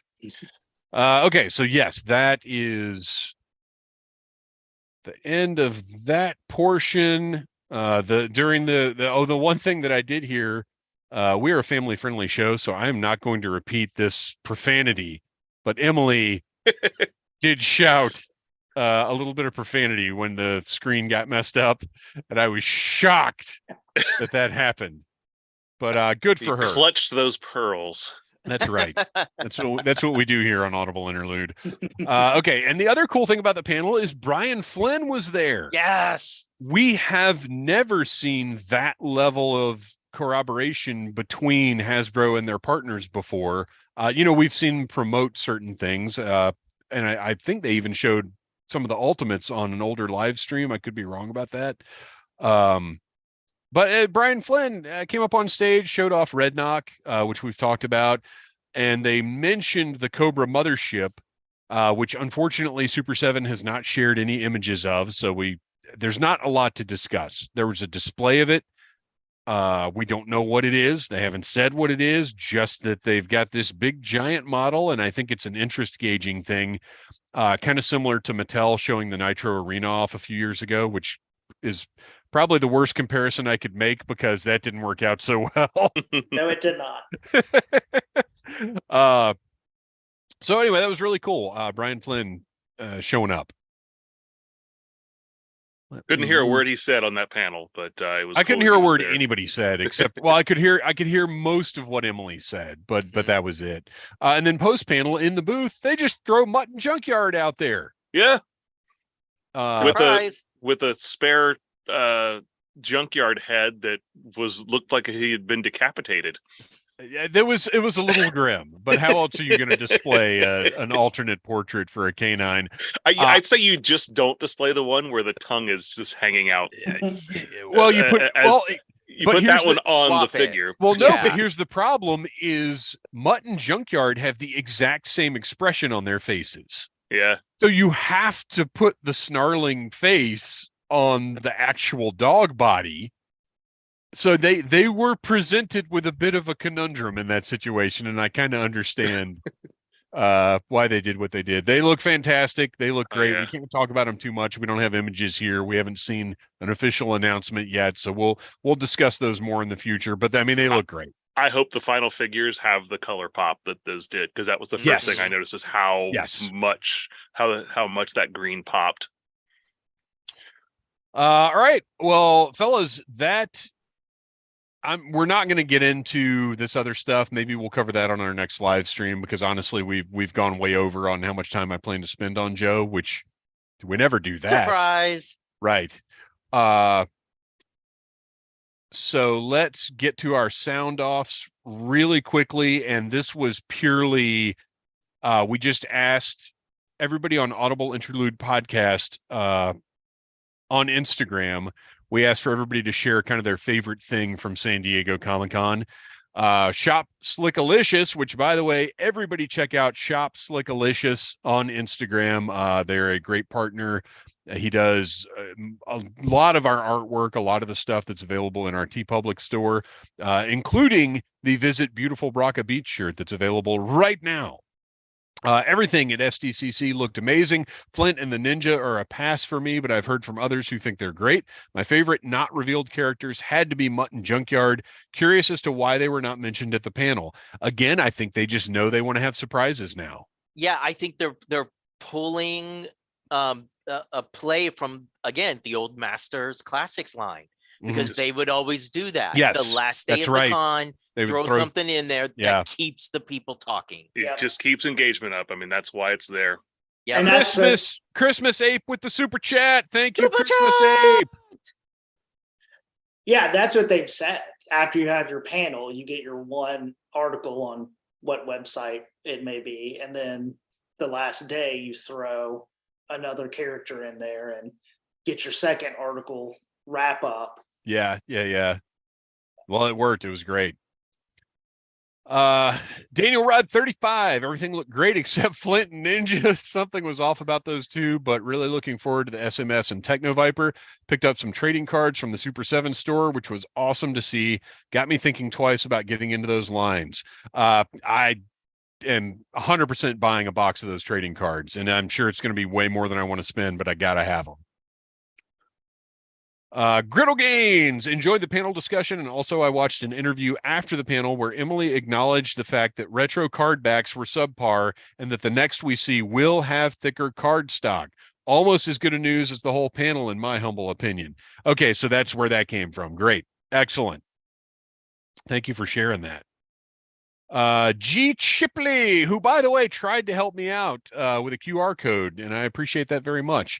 I have to admit that I am stoked for the Vamp with Clutch. I cannot wait to see more on that thing. Wreck Ship 85. Honestly, I think my favorite thing from the panel yesterday was all of it. Seriously, though, I really liked Buzzer. He has a bunch of cool weapons like that baseball bat with two halves of a buzzsaw blade. Yeah, that's the wild part, is that's not a single buzzsaw blade. It's two blades stuck into the bat. Extra carnage. Bassist Carlos, for me, the most impressive reveal was Tripwire, closely followed by Mutt and Junkyard. My favorite name only reveal was Jinx. I pre-ordered the Fire Team, but held off on Tripwire. I'm saving my funds for the Chuckles release. Yeah, I don't blame you for that, because Chuckles is going to be, you got to be ready, get on there and buy it whenever it goes up, or get on eBay and buy yourself a code. But yeah, that's the immediate need. All right. Well, that brings our GI Joe coverage to an end. Kristian, what was your, or actually, Noel, I know you've got to go. Noel, what was your favorite thing? Has to be the Vamp. I mean, that's something we weren't expecting. The fact that we got a name drop and then a half hour later, like, oh, by the way, we've also got renders. Yeah. Got me super excited for it. So, Kristian, what about you? Vamp, 100%. Yeah, I'm gonna have to agree. The Vamp is very exciting, And just did they for say, the potential. Is he going to be clutch or double clutch? They said Clutch. They said okay, Clutch. we got the name back. Yeah, the name and said Clutch. And they've been able to skirt that so many times now by giving them their full name. Like he could just that's be true. Lance Clutch Yeah, Steinberg, and if yeah. they don't have the trademark. Schweck, what about you? What out of what you saw from Joe, what seemed like the coolest thing? I'm always a sucker for Tomax and Zaymont. So like when I saw the Crimson 3-pack, I was like, yeah, I'll buy it. Because I skipped the person. And I've been the Dreadnoks too. I'm pretty much sticking to just the Dreadnoks in the classified series. So I'm glad to see those kind of rounding out. Well, cool. That wraps up our GI Joe coverage. I invite everybody to stick around because we're going to talk about some other stuff from San Diego Comic-Con. But before that, as always, thank you guys for sitting down talking about GI Joe. Yo, Joe. Oh, bruh. All right, Noel. We'll see you later. I'm gonna jet. Man. That was my chance. I should have done it. That's all right. I'm sure you'll be back in the future. Okay, so now we are in the non-Joe related territory of San Diego Comic-Con stuff, because there are a few things I just thought it would be fun to talk about with anybody who wanted to stick around in the chat and then with you guys, because Noel is very Joe focused. He homes in on Joe, and that's pretty much it. All of us have pretty wide toy interests with what we collect, but even wider than that with what we pay attention to, because I think all three of us are kind of aware even beyond what we have on our shelves. So I thought it'd be fun to see what caught our eye at San Diego Comic-Con. Ryan, since you've been hanging out and being a polite guest while we've wrapped up our Joe coverage, what's the first thing you wanted to bring up here? The disaster that is Marvel Legends. um, I'll say it was nice. This was the first, and I didn't pay attention to the packaging on the Joes, but are they back to window boxes? Yes. So they did say the Marvel Knights wave, I Yes. think it is So we packed when that comes out, that has the window Mhm. packaging. However, they also said because that was a late edition, that is why those will not be at retail. Those are going to be a fan channel and Pulse only. All right, so I was waiting to hear why they said that, because the tweet from Dan basically said these are fan channel, they aren't going to main releases, don't wait for clearance. Yeah. And so I kind of wonder if too they're watching that, because I know personally, like I now have bought the collector wave and the last X-Men wave pretty much exclusively on clearance. Yeah, me too. Like it's gotten to the point where I just sit around and wait. Yeah. I've not seen at least here in Orlando, the stores that I hit, I have not seen the X-Men wave yet, or even the Spider-Man movie figures. Like the last figures that I have seen on the shelves are the Guardians 3 wave. And the problem that I'm seeing is you don't even get the whole wave. Yeah. One Target gets like 3 of the figures. The Target down the street may get the same 3 figures, and you never even see the rest of the wave. Yeah, Target switched to buying the cases of figures. So like, on that X-Men wave, the Target by me had Emma, Fang, and I think Cyclops. And then the other one had Chamber, Monet. And so I just had to go back and forth between the two. so much work. Yeah, Walmart doesn't seem to be doing that, which is good. I think our Walmarts are getting ready, or could be all of them are getting ready for another move around, because the shelves have been bare. Like the only recent thing I've seen are the Beast Wars Transformers. Everything else is like, it looks like right after Christmas. Our Walmarts have kind of just looked like that for 3 years now. Yeah. So yeah, I mean, Marvel Legends, we got to see that Knights wave, which is a great wave, except for Gamerverse Iron Man. Like I told somebody, I was like, yeah, I'm going to display that wave, and I'm going to display Iron Man in the trash, because no one cares about this Midnight Suns game. It's terrible. It's a shame that he comes with a Build-A-Figure piece. Right. Because one of them doesn't. But but I get it, because Hasbro wants you to buy that Gamerverse Iron Man, so they throw the Build-A-Figure piece in there, so you have to. Yeah, which I'm so over Build-A-Figures. I was talking to my son about this. I had said, if Marvel and actually, because I'm more casual, I think, than you are, Ryan. I had said, if Hasbro would just switch to the retro packaging and get rid of Build-A-Figures and only released larger figures like deluxe style, like they've been doing, I'd be perfectly fine with that, even if they didn't drop the prices. I'd just rather not have to buy a whole wave if I don't want it. Yeah, look at how Mojo did.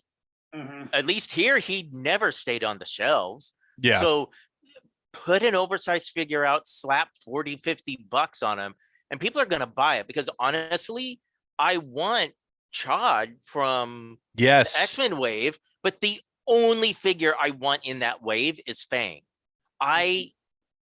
The other versions of those figures are not the ones that I want on my display shelf. So, well, if I end up finding the rest of that wave on clearance, I will send you my Fang, because I don't care about that at all. Yeah, thank you. They seem Cockrum. I would say that Chad figure in person is great. It's real nice. But here's what I got it on clearance. I don't know if I would have bought them all at full price outside of Kid Omega, just because I don't think they're going to do another one of him. Which they chose the worst possible version of Kid Omega, in my opinion. I just here's my problem with Marvel Legends. I don't think they're worth $25. So even putting the Build-A-Figure thing aside, I don't want to spend that on them. So, I meant to text you earlier today, because you had shown me the Black Widow figure, right? And I was like, Yes. oh, people are using that to customize their cover girl. So today when I stopped by Target, they had it. And I'm like, wow, it's just on the regular shelf. It rang up $24.95. And I was like, wait a minute, wait a minute. $25 gets me 3 heads, all these additional hands, weapons, blast effects. I kept thinking, like, if this was a Joe figure, it would be $40. So Legends can be worth $25. I just don't think the Build-A-Figure piece, especially like in the Guardians wave, none of them except for Star-Lord and Kraglin just had like the arrow, but I'm so mad about Kraglin's arrow. Like they didn't come with any alternate stuff really to justify it, and that drove me crazy, especially because as much as I love Cosmo, your Build-A-Figure is small. So, but that's what they've done with Guardians in the past. Because if you remember, Mantis was the Build-A-Figure for one of them. Oh, just a regular size figure. Yep. Yeah, that Widow, I paid $27.99 for that one. Oh wow! Nope, she rang up at $24.99 for me. She should be at $27.99, and it's worth $27.99. 100%. I was absolutely blown away. Yeah, and that is the direction Hasbro should move in. Yeah, Garrett. I think Hasbro, they seem to be kind of testing the waters too, because we got the Spider-Man wave that's about to hit that doesn't have a Build-A-Figure. And then they revealed at San Diego the X-Men 97 wave. Yeah. Which is no Build-A-Figure. And no pins. Except for Gambit. Gambit has pin joints in his knees. It's a straight re-release of that last Gambit. Well, except for, I think the last one had pins in the elbows, didn't it? I think it might have. Or did I don't know. It's right back here, but I'm not getting up to look. Way over there. Yeah, he's the only one that has any pins in his joints. Yeah. And that wave looks it looks cool. I love the bright colors. Let me ask you guys this. This occurred to me earlier. It seems to me like the toy companies are kind of figuring out that we like bright colors. Mm-hmm. I feel like we're seeing it a lot more in a lot of toy lines. And it's exciting to me because I've to a certain extent, I feel like we've been in this kind of dingy, washed out Zack Snyder toy world for a long time. What's going to pop out sitting on the shelf, like I hate doing this, but like, look at that last, the Black Panther movie wave. Yeah. It's all just a blur on the shelf unless you're individually looking at each figure. So if I'm just doing a quick glance, boom. I mean, every time I go to Walmart, the cartoon D&D figures pop out like they're 3D because that packaging is just so colorful. What else? Just to wrap up Marvel Legends real quickly. So for Marvel Legends, we're finally getting Vance Astro Marvel Boy. So how many years in the making? We still don't have a complete new Warriors, but we're one more figure closer. So I was very excited for that. And Kristar. Oh, I'm so excited about Kristar. That's wild. But I can't believe that Marvel forgot they owned the rights because it didn't start out as a toy line. It was a comic book concept and Marvel shopped it to be a toy line.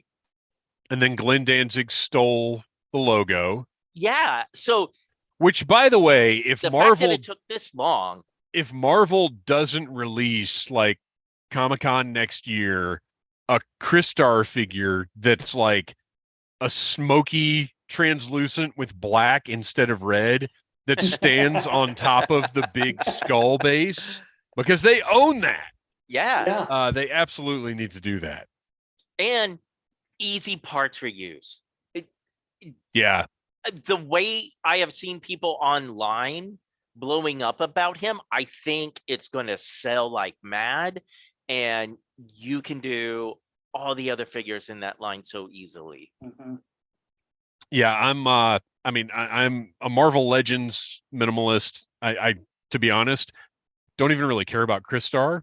but I do care about translucent toys. So they got me on this one. What else do we see? We got Detroit Steel, which he's a recent figure. It looks great. But I kind of wonder, I don't know, the market for Detroit Steel. Yeah, that's what I wondered, is like who's out there scrambling for this? Yeah. I mean, we just got Orb. Well, yeah, Which but I was Orb, super excited about. well, an Orb regular priced figure, really unique and toyetic. So True. it has walk by appeal, whereas this True. Detroit Steel is going to be what, $60?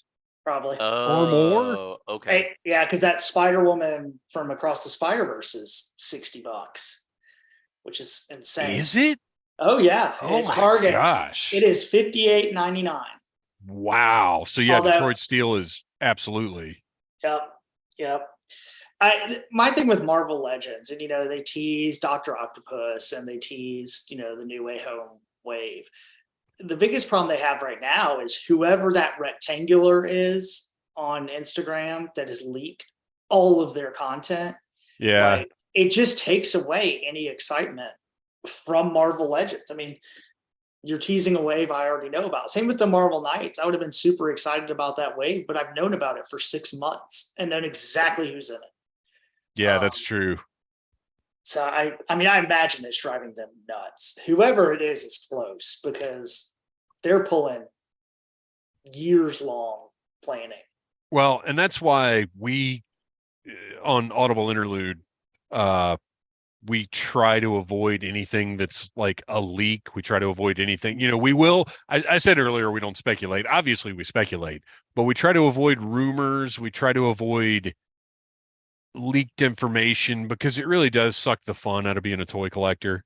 It does. And I just don't like that kind of stuff. Yeah. So anything else Marvel Legends related? Just that I'm a little annoyed that I'm about to buy another Peter Parker to get Smythe. Oh, I know. I've been waiting for Smythe.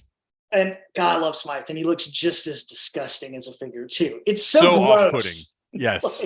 I don't care for it. So I reviewed the Masters of the Universe Origin Snake Face earlier today, which I think is one of the most off-putting toys of all time. Mhm. But Smythe is worse. Oh, good. Let's see. Okay, so real quick, I wanted to throw out there is a company called Syndicate Collectibles who, every couple of years on San Diego Comic-Con, it seems like there's some new company that makes a big splash and has all these licenses that you're like, why hasn't somebody already done this? And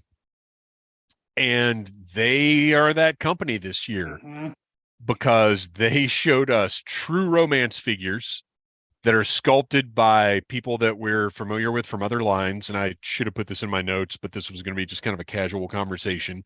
And the Drexel figure is insane. If you don't know, Gary Oldman plays a drug dealer, pimp, bad guy character in True Romance and is almost unrecognizable. And we're getting a figure of him.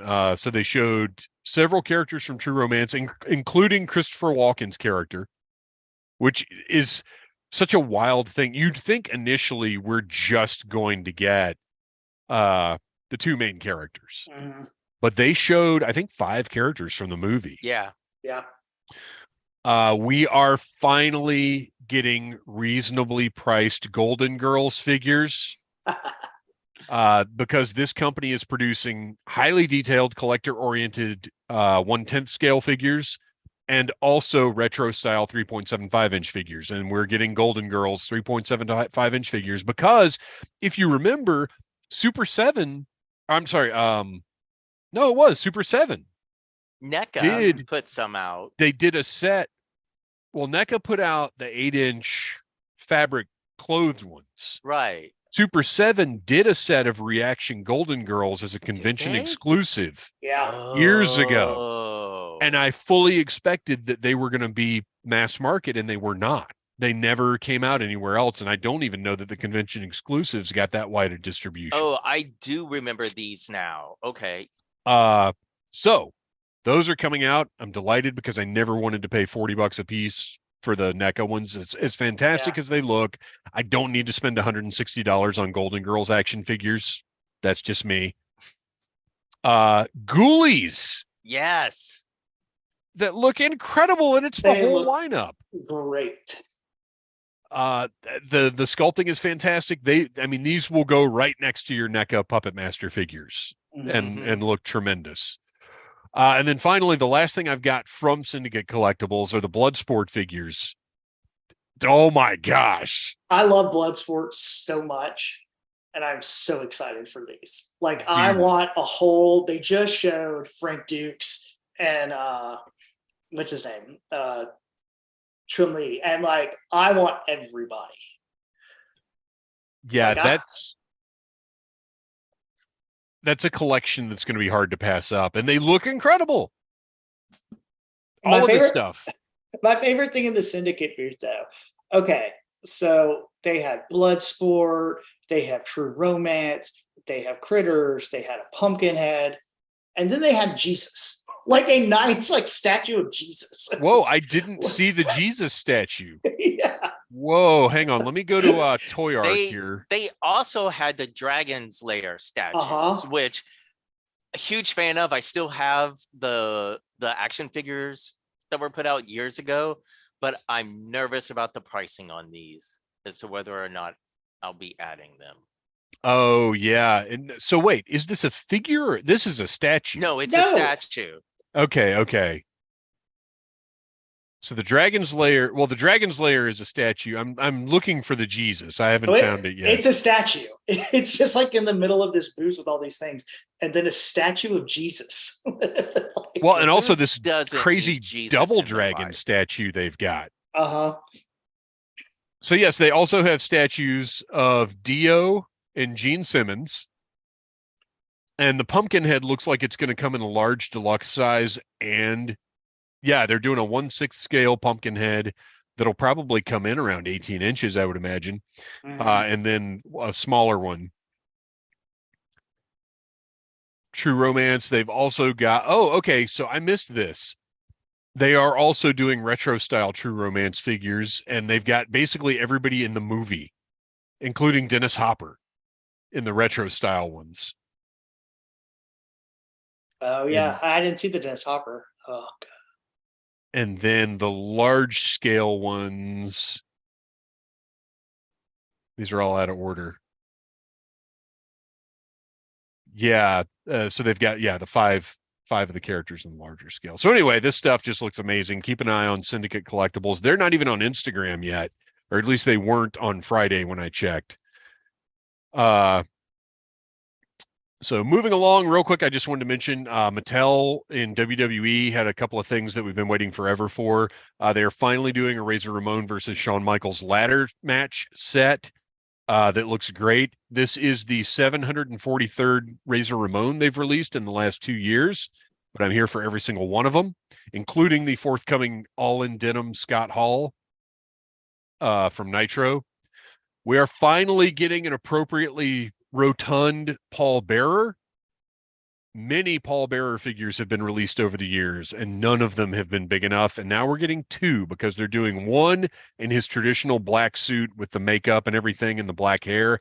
And then we're also getting a blue suit with the lighter hair as a chase variant.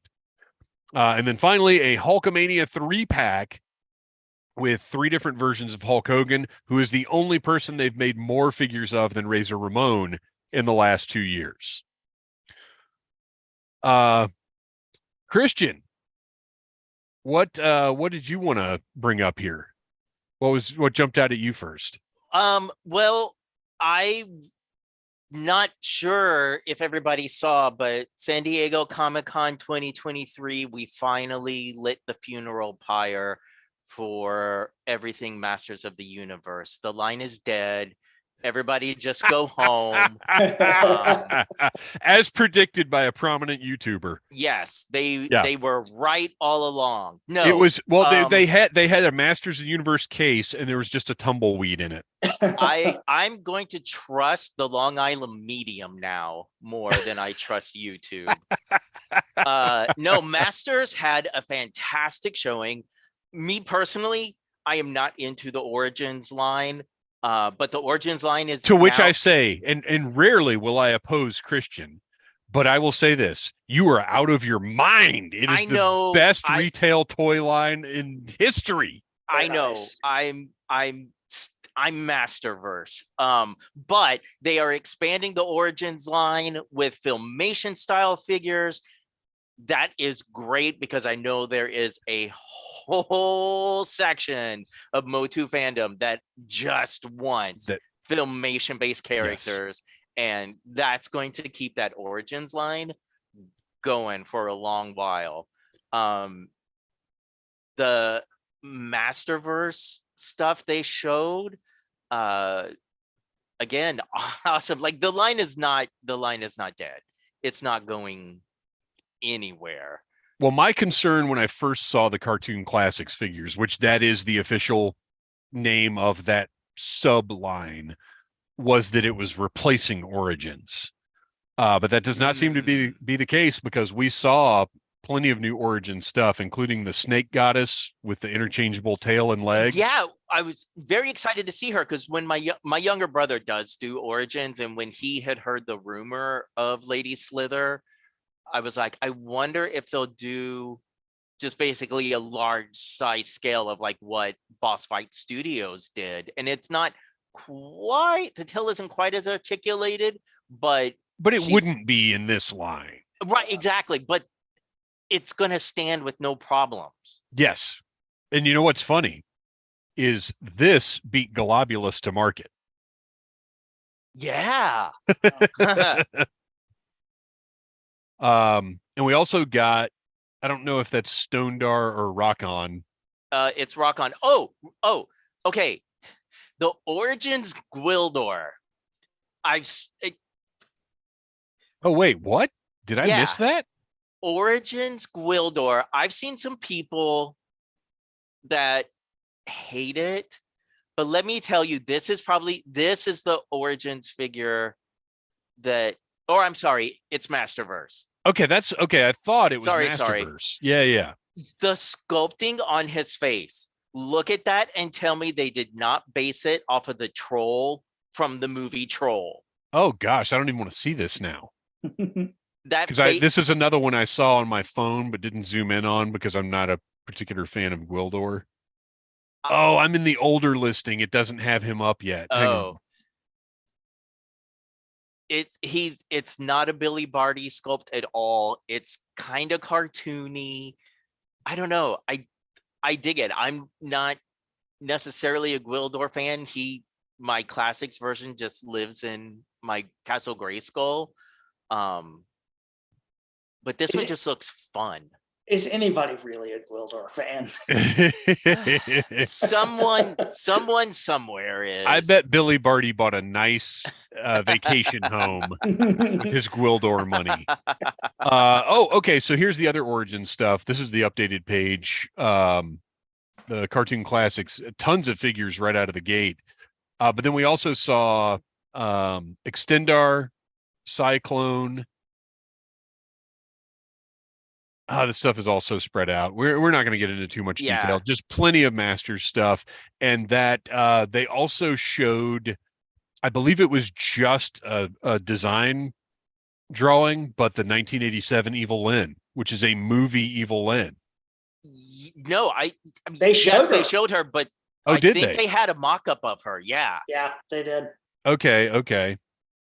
See, it's hard to keep up with all this stuff. That's why you guys are here. And they showed Night Stalker horse. Yes, that's right. For Origins, which I mean, obviously. Oh, sure. But I feel like he has changed up enough from Stridor. So, I mean, even just the paint job to me is enough of a change because they look drastically different just color-wise.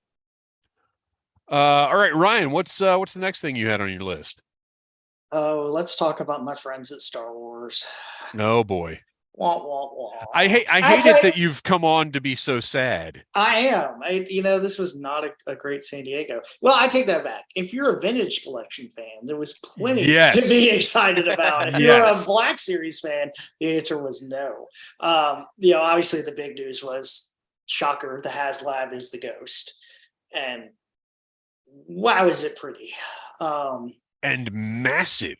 Gosh, huge. Now, you're not a vintage guy at all, so you're not going to go in on the Ghost. So I went back and forth because it had been pretty clear that the Ghost is what the release was going to be, Right. and I was considering getting it just because I'm such a Rebels fan. But at 500, it's just too much and too big for me to invest in it. But it looks amazing. It's got the Phantom.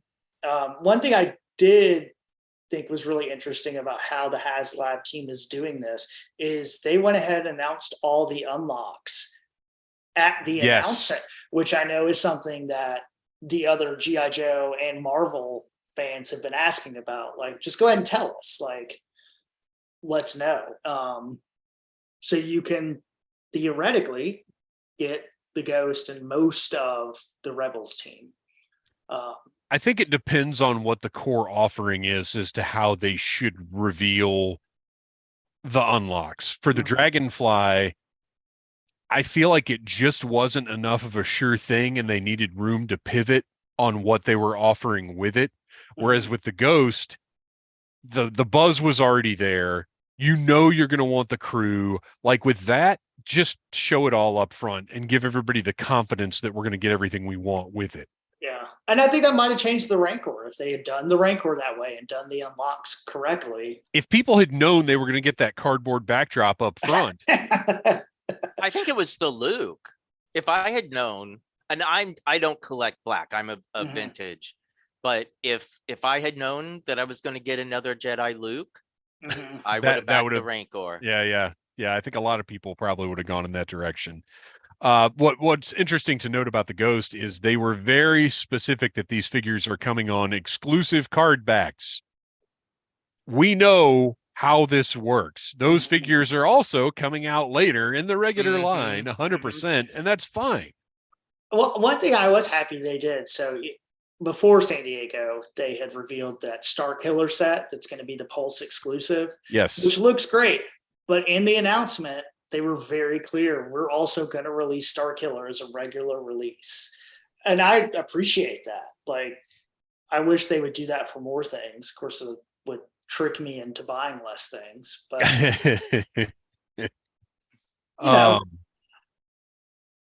so with the Ghost, I would love to have it. But $500, there's too much coming out. Yeah. I just don't have $500 to put to that. Realistically, I don't have anywhere to put it, which is why I'm also not getting the Cat Slayer. And then this Cobra Mothership thing that we don't know exactly what that's going to be yet. There's just too much. I'm on the fence as to whether or not this will get funded. Initially, I thought, this is It's at 88% right now. Oh, yeah. Is it? Oh, yeah. Okay. Yeah. That makes me feel better funded. because my initial thought was this is a sure deal. And then when I saw the price, I was like, there's been a lot last year, this year, like these Kickstarter type things there's going to be a breaking point where something is just too expensive. Yeah, but this isn't it. This apparently is not. Cool. Yeah, this is going to be funded possibly by end of day tomorrow. Yeah, I think because people are going to get into work tomorrow that weren't necessarily paying attention to everything over the weekend. They're going to see all this, and I mean, it's 100% going to get funded. Probably all the tiers unlocked as well. Because I mean, look at the Dragonfly. Look at what happened with that in the last few days. Oh, sure, but that was also only $275. Well, right, but see, I think you've got a lot more dedicated vintage collection because look, that is true. If you're looking at that scale of Star Wars, it's been around since 1979 or 70. Wait, when did the first figures come out? 78. 78. The movie was 77, and they got the early bird, and the first figures hit in 78. Yeah. And we don't get many vehicles, in this scale. Not anymore. Period. Not anymore. I mean, look, but also, this is just that's my vintage collection. You can't even see it. I don't have. Oh yeah, you can kind of. Yeah, I can That's see it. my vintage collection. Also hanging from the ceiling above me. But you just gotta. If that was all I collected, I would be buying this 100%. Mhm. And there are a lot of people that's all they collect because they've been collecting it for 40 plus years, technically. Yeah. Speaking of Star Wars, I was excited to see that next wave of retro Jedi figures. Yeah, they put Yak Mhm. Face in there. I Awesome am for people that don't want to spend the secondary market price to get him. I am hopeful that they're going to re-release every single one of the original Kenner figures, or reproduce, not re-release, reproduce. And we also got the announcement that there is a prequel set of retro figures coming. Oh, And I got to tell you, I'm more excited about the retro stuff than I am about vintage collection right now. Every time I buy one of those sets of figures or one of those figures, and I know people like to say, oh, they're rotting on the pegs, but clearly they're doing all right with them because they keep making them. Mhm. yeah, they don't sit on the pegs around here. Some do here, especially the modern stuff, like the Obi-Wan ones Yeah. are just sitting. But for the most part, I think they move well enough. I think we're so used to, if it's at the store at all, then it's not selling. But that's not always the case. Like sometimes Yeah. if a store is getting replenished, like that's actually better than if they never have anything. Mhm. We're getting, with this box set, we're getting a Mon Mothma figure, which Yes. didn't exist in the original line. So if they went that route with these packs, where here's some reproductions and here's a new figure done in that style, they'd be able to suck me back in. Well, and I think they're being pretty smart about how they're doing this. Because, this set, Akbar, Mon Mothma, Gamorrean Guard, Yak Face, Imperial Guard, I almost said Crimson Guard because, and Wicket. That's just a great assortment. Now, the problem is you've got a couple of troop builders in there that are going to need single releases at some point for some people.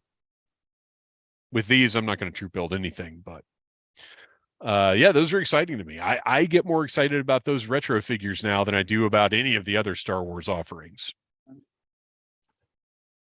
Anything else in the world of Star Wars? They showed another 6 of those holiday figures. I still don't really understand the market for these or who's buying them, but they keep pushing them out. We're finally going to get our Droidecon Super Battle Droid. Those were their teases. One thing I did think was really interesting is somebody did an interview with Patrick, who's on the Star Wars team, and asked him about Hutt Slayer Leia. And according to Patrick, there is no edict from Disney that they can't make her, and that if they wanted to, they could do it. Interesting. Okay. Which is against what has been said for years, that Disney had pulled that design. But see, that's another one of those key things. It's against what's been rumored for years. Right. And that's what happens is something gets out there and people see it in enough different places, even though it's coming from the same source, but people see it reported in 5 different places and they just start to take it as fact. When there's very little of that kind of thing, like as far as what the licensor allows, we know like very little of that information ever. Yeah, well, and the licenses do get renewed, so the terms could have changed. Maybe back when all this started, Disney did put a kibosh to it, but maybe within like 2 years that was no longer the case, but Mattel just stuck with it. Yeah. And I could see Hasbro and Disney not wanting that figure in Walmart. I'm sure Walmart wouldn't be too pumped about it either, but that'd be a good fan channel. That figure goes for crazy amounts on the secondary right now. Yeah, and they could release it in every format. Mm-hmm. If you decide to do it, you can do a retro, you can do a vintage, you can do a Black Series. I mean, You've they'll got all sell. the new Jabba set coming Mhm. out, Yeah, so it yeah, would yeah. be the perfect time to do it. All right. Kristian, what was next on your list? So next on my list was NECA. Yes. Well, that's next on my list too. So Okay. we'll knock that out. So, man, in the last couple of years, I feel like NECA has just knocked it out of the park.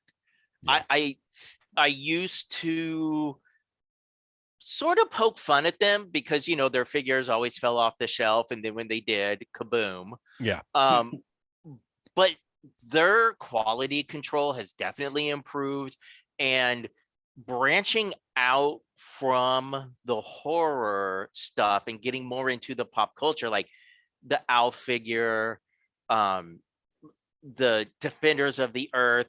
So now we're getting movie style Flash Gordon figures, which, do I need another Flash Gordon and Ming? I don't know.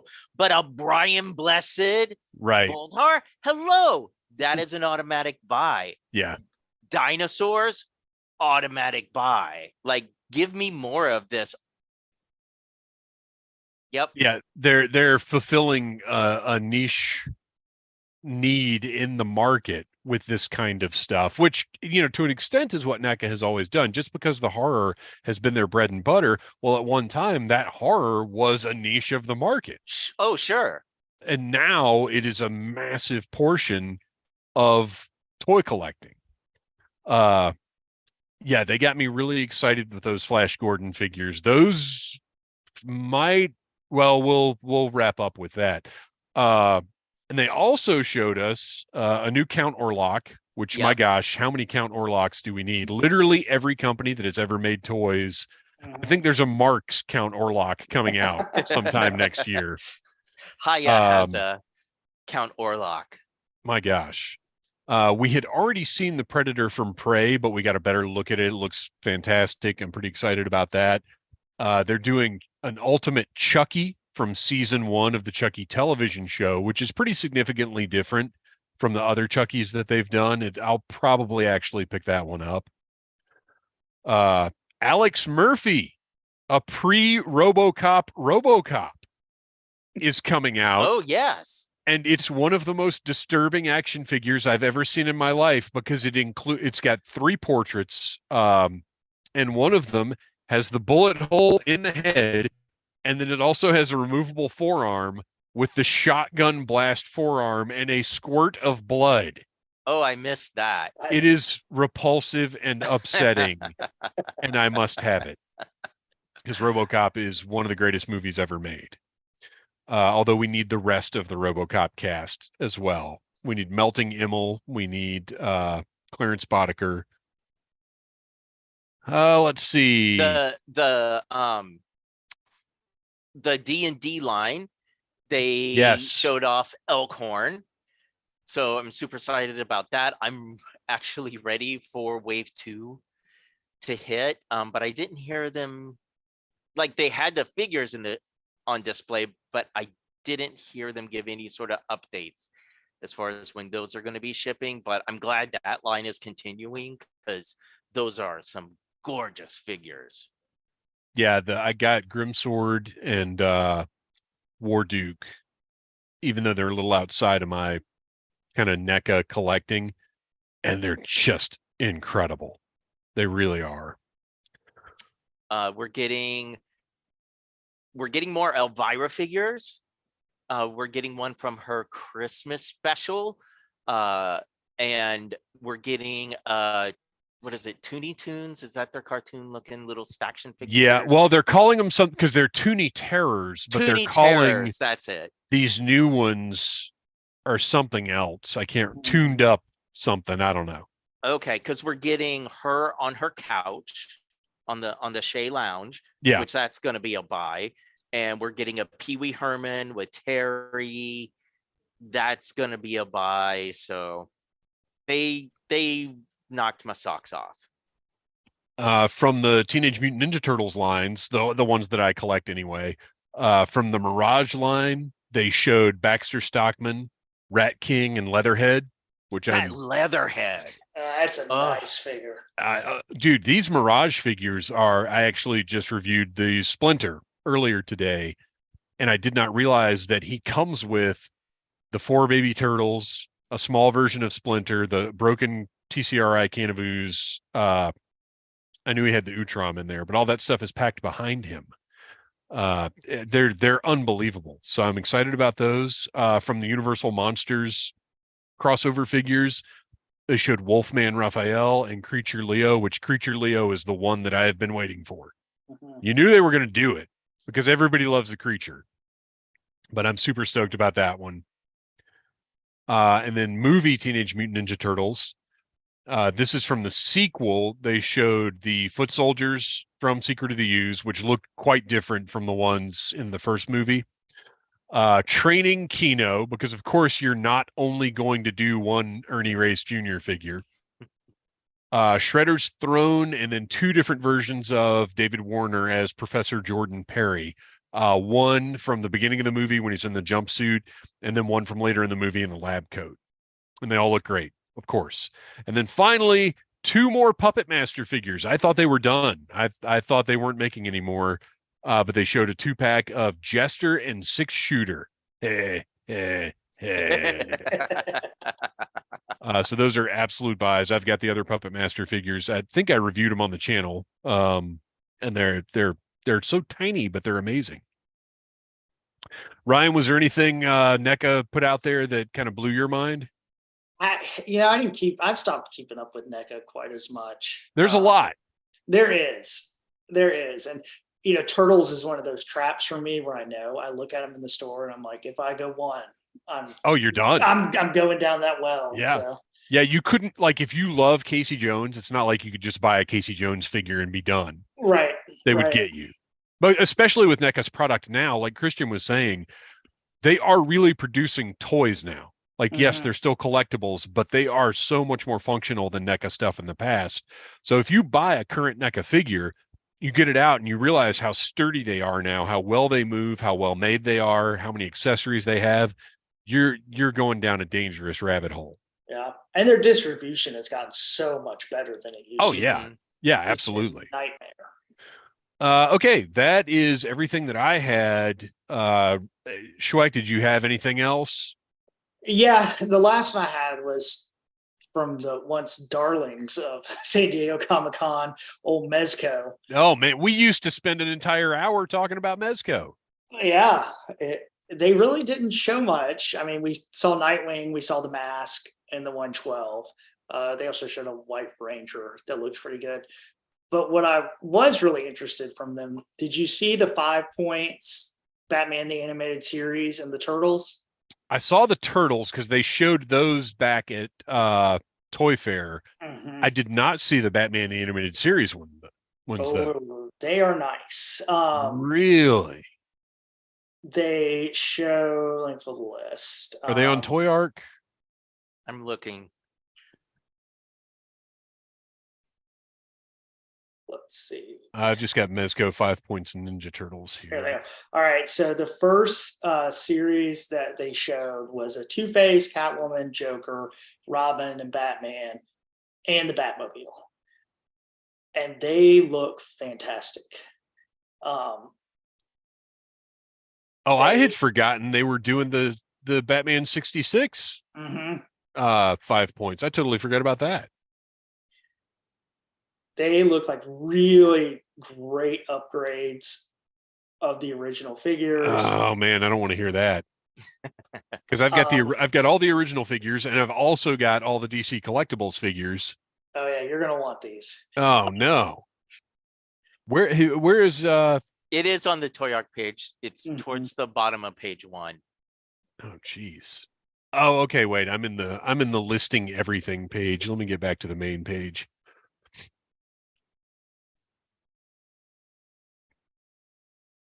Oh, another thing for anybody visiting Toy Arc, I highly recommend you check out the Varner Studios feature that they have on there. Varner Studios sculpted most of the original Ninja Turtles in the 80s, and they've got a lot of the a lot of original stuff prototypes. there. Yeah, Yeah. it's pretty awesome. Oh man, they're doing a Josie and the Pussycats box set. Nice. How did I miss this? Where is this? Yeah, I have not seen any buzz about this.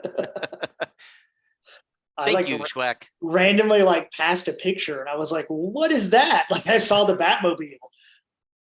Yeah, I can't even you said it's near the bottom of the first page. Oh, speaking of bottom of the first page, here's the Batman thing I'm excited about is the Batman and Robin build a Mr. Freeze wave from McFarlane. Did you guys see this? I Yeah. did. Oh man, I am so in on that. It's the Mezco 5-point figures is right underneath the Super 7 Ultimates. So like, Here you go. I'm gonna send a link in the chat. there you go. See, I see the Mezco 5 points TMNT. There you go. Okay.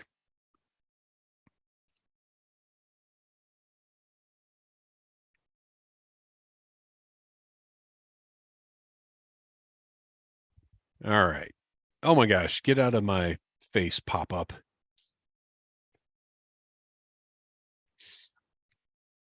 Oh, this is Toy Newsy. I'm sitting there looking at Toy Arc. Oh yeah, that's where he was sending you. I found him real fast on Toy Newsy. Oh no, Okay. I was on Toy Arc. Oh yeah, sorry. Okay. They look great, but honestly, this style, like I'm good with having the Kenner. These are the in-between of Kenner and DC Collectibles, basically. Mm-hmm. Oh, but the car. Oh, look at the car. The car. Yeah. Chicks dig the car. Okay, so yeah, for anybody watching this, Toy Newsy has the most obvious listing for these. Although they're Mezco's and Super 7, I got to tell you, didn't do a whole lot this year. They certainly didn't share a whole lot on their social media. Obviously, Super 7 put all their steam behind the Cat Slayer, which we didn't even talk about. Yeah. Because besides the Cobra Mothership, you had all those trouble bubbles in there. So I expected to hear, because Brian Flynn has said in a couple of interviews that they were working on a vehicle. So I would imagine we're going to get, I think Super 7 knew that they had to make that Cat Slayer the focus of everything that they did this weekend. Yeah. Because look, I think it's worth it. It's massive. And if you're collecting the Thundercats Ultimates, and that's all you're collecting, then it's a must have. Yeah. But, I think it is like, you can't beat that price point for how massive it is. Yeah. It's huge, and it comes. Finally, we have a place to put that stupid Samoflange. I can't even tell you guys how annoyed I was when I got that Thunder Tank and there's nowhere to put the Samoflange. Like Hasbro would have had a socket for that thing in the back of the. True. And I hate comparing companies in that way, but that was just, to me, it's a tiny little thing. It doesn't matter at all, and yet, what an oversight. Yeah, I just absolutely do not have the room for something that huge. No, well, I don't have a desire to devote that much room to a Thundercats thing. As much as I love the Thundercats Ultimates collection, even the Thunder Tank was really pushing the limits of how much space I'm willing to give Thundercats. But it just seemed like a once in a lifetime, I better jump on this type of thing. Yeah. Yeah. Oh, so one last thing, since we were talking about Super 7, so they announced Wave 4 of the Silverhawks line being. Well, they showed them. They showed them. Yeah, the toy versions, which means that it's Quicksilver and Steelheart back metaled to look like the old Kenner figures, and then Monstar and Buzzsaw done in their Kenner colors, with like Monstar comes with the smaller non-transformed head to replicate the flip motion action. Buzzsaw has an additional head to replicate how you would pull his head up and push it down to activate the blades. much like with the LG and Thundercats figures, I'm thrilled for the people that want them because I know everybody wanted chromed or back metal Silverhawks figures. I am disappointed that that is wave 4. Oh, Because he has said wave 5 is just Copper Kid and his racer, which means we're most likely not getting another, like we're not getting a new Silverhawk probably till the end of 2024, beginning of 2025. well, but when they did, oh gosh, her name just popped out of my head. Oh yeah. Mandora. Mandora and her flyer, like that didn't really disrupt the waves that much. It did feel like kind of an extra thing. Mhm. Kind of like how Masters Universe Classics used to do, like with the beasts, like they were Yeah. kind of a side thing. I don't feel like the distribution got disrupted that much, which granted, that's not saying anything because Super 7 waves can be anywhere from 2 weeks apart to 2 years apart. Yeah. So who's even to say Right. what constitutes that? But, you know, try and look at it like if they didn't do this wave of repaints, how much Oh, further could they really get into the line? Oh, sure. Absolutely. So And I know a lot of people are going to end up at least getting the Silverhawks themselves because those are the versions that they wanted.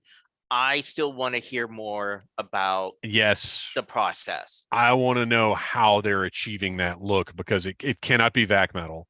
Yeah.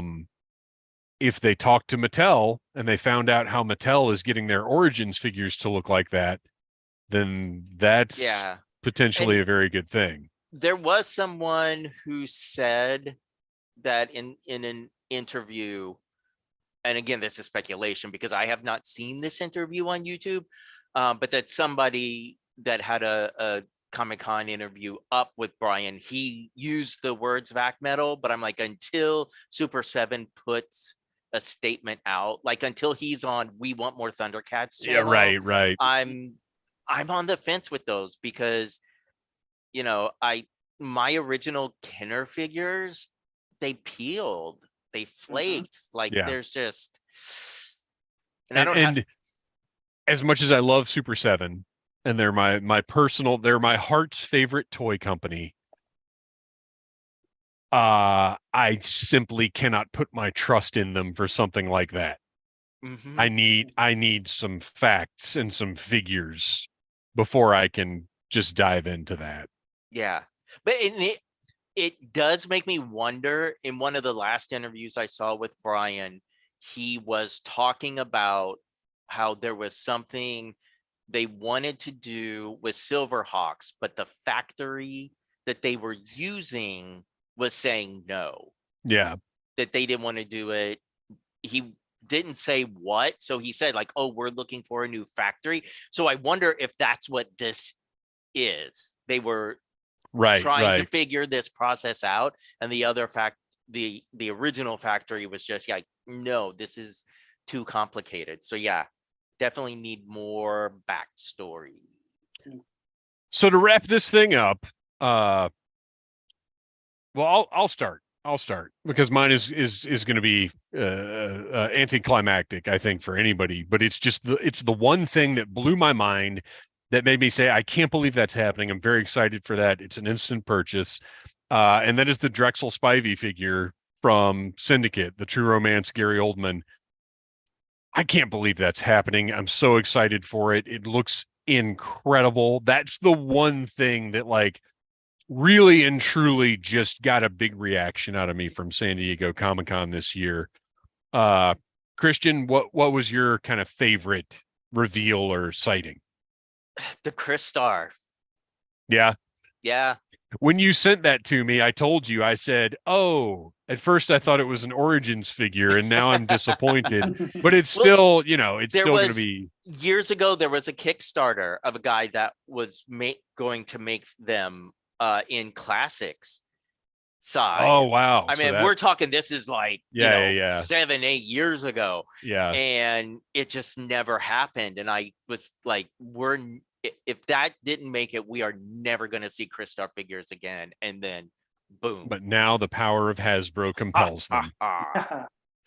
Ryan, we'll finish up with you since you are our esteemed guest. What was your big SDCC moment? It was probably either between Crystar, which I thought, yeah, it's just amazing, or I liked that we got the final version of Pre-Vizsla in the Black Series, and then he went up for sale that day. Yeah. We knew he was coming. He'd been talked about as a pipeline, but they revealed him, and he's in his season 5 outfit, comes with the dark saber. Just looks really good. All right. Well, that is pretty much everything. We just wanted to have a nice little conversation about the highlights of San Diego Comic-Con.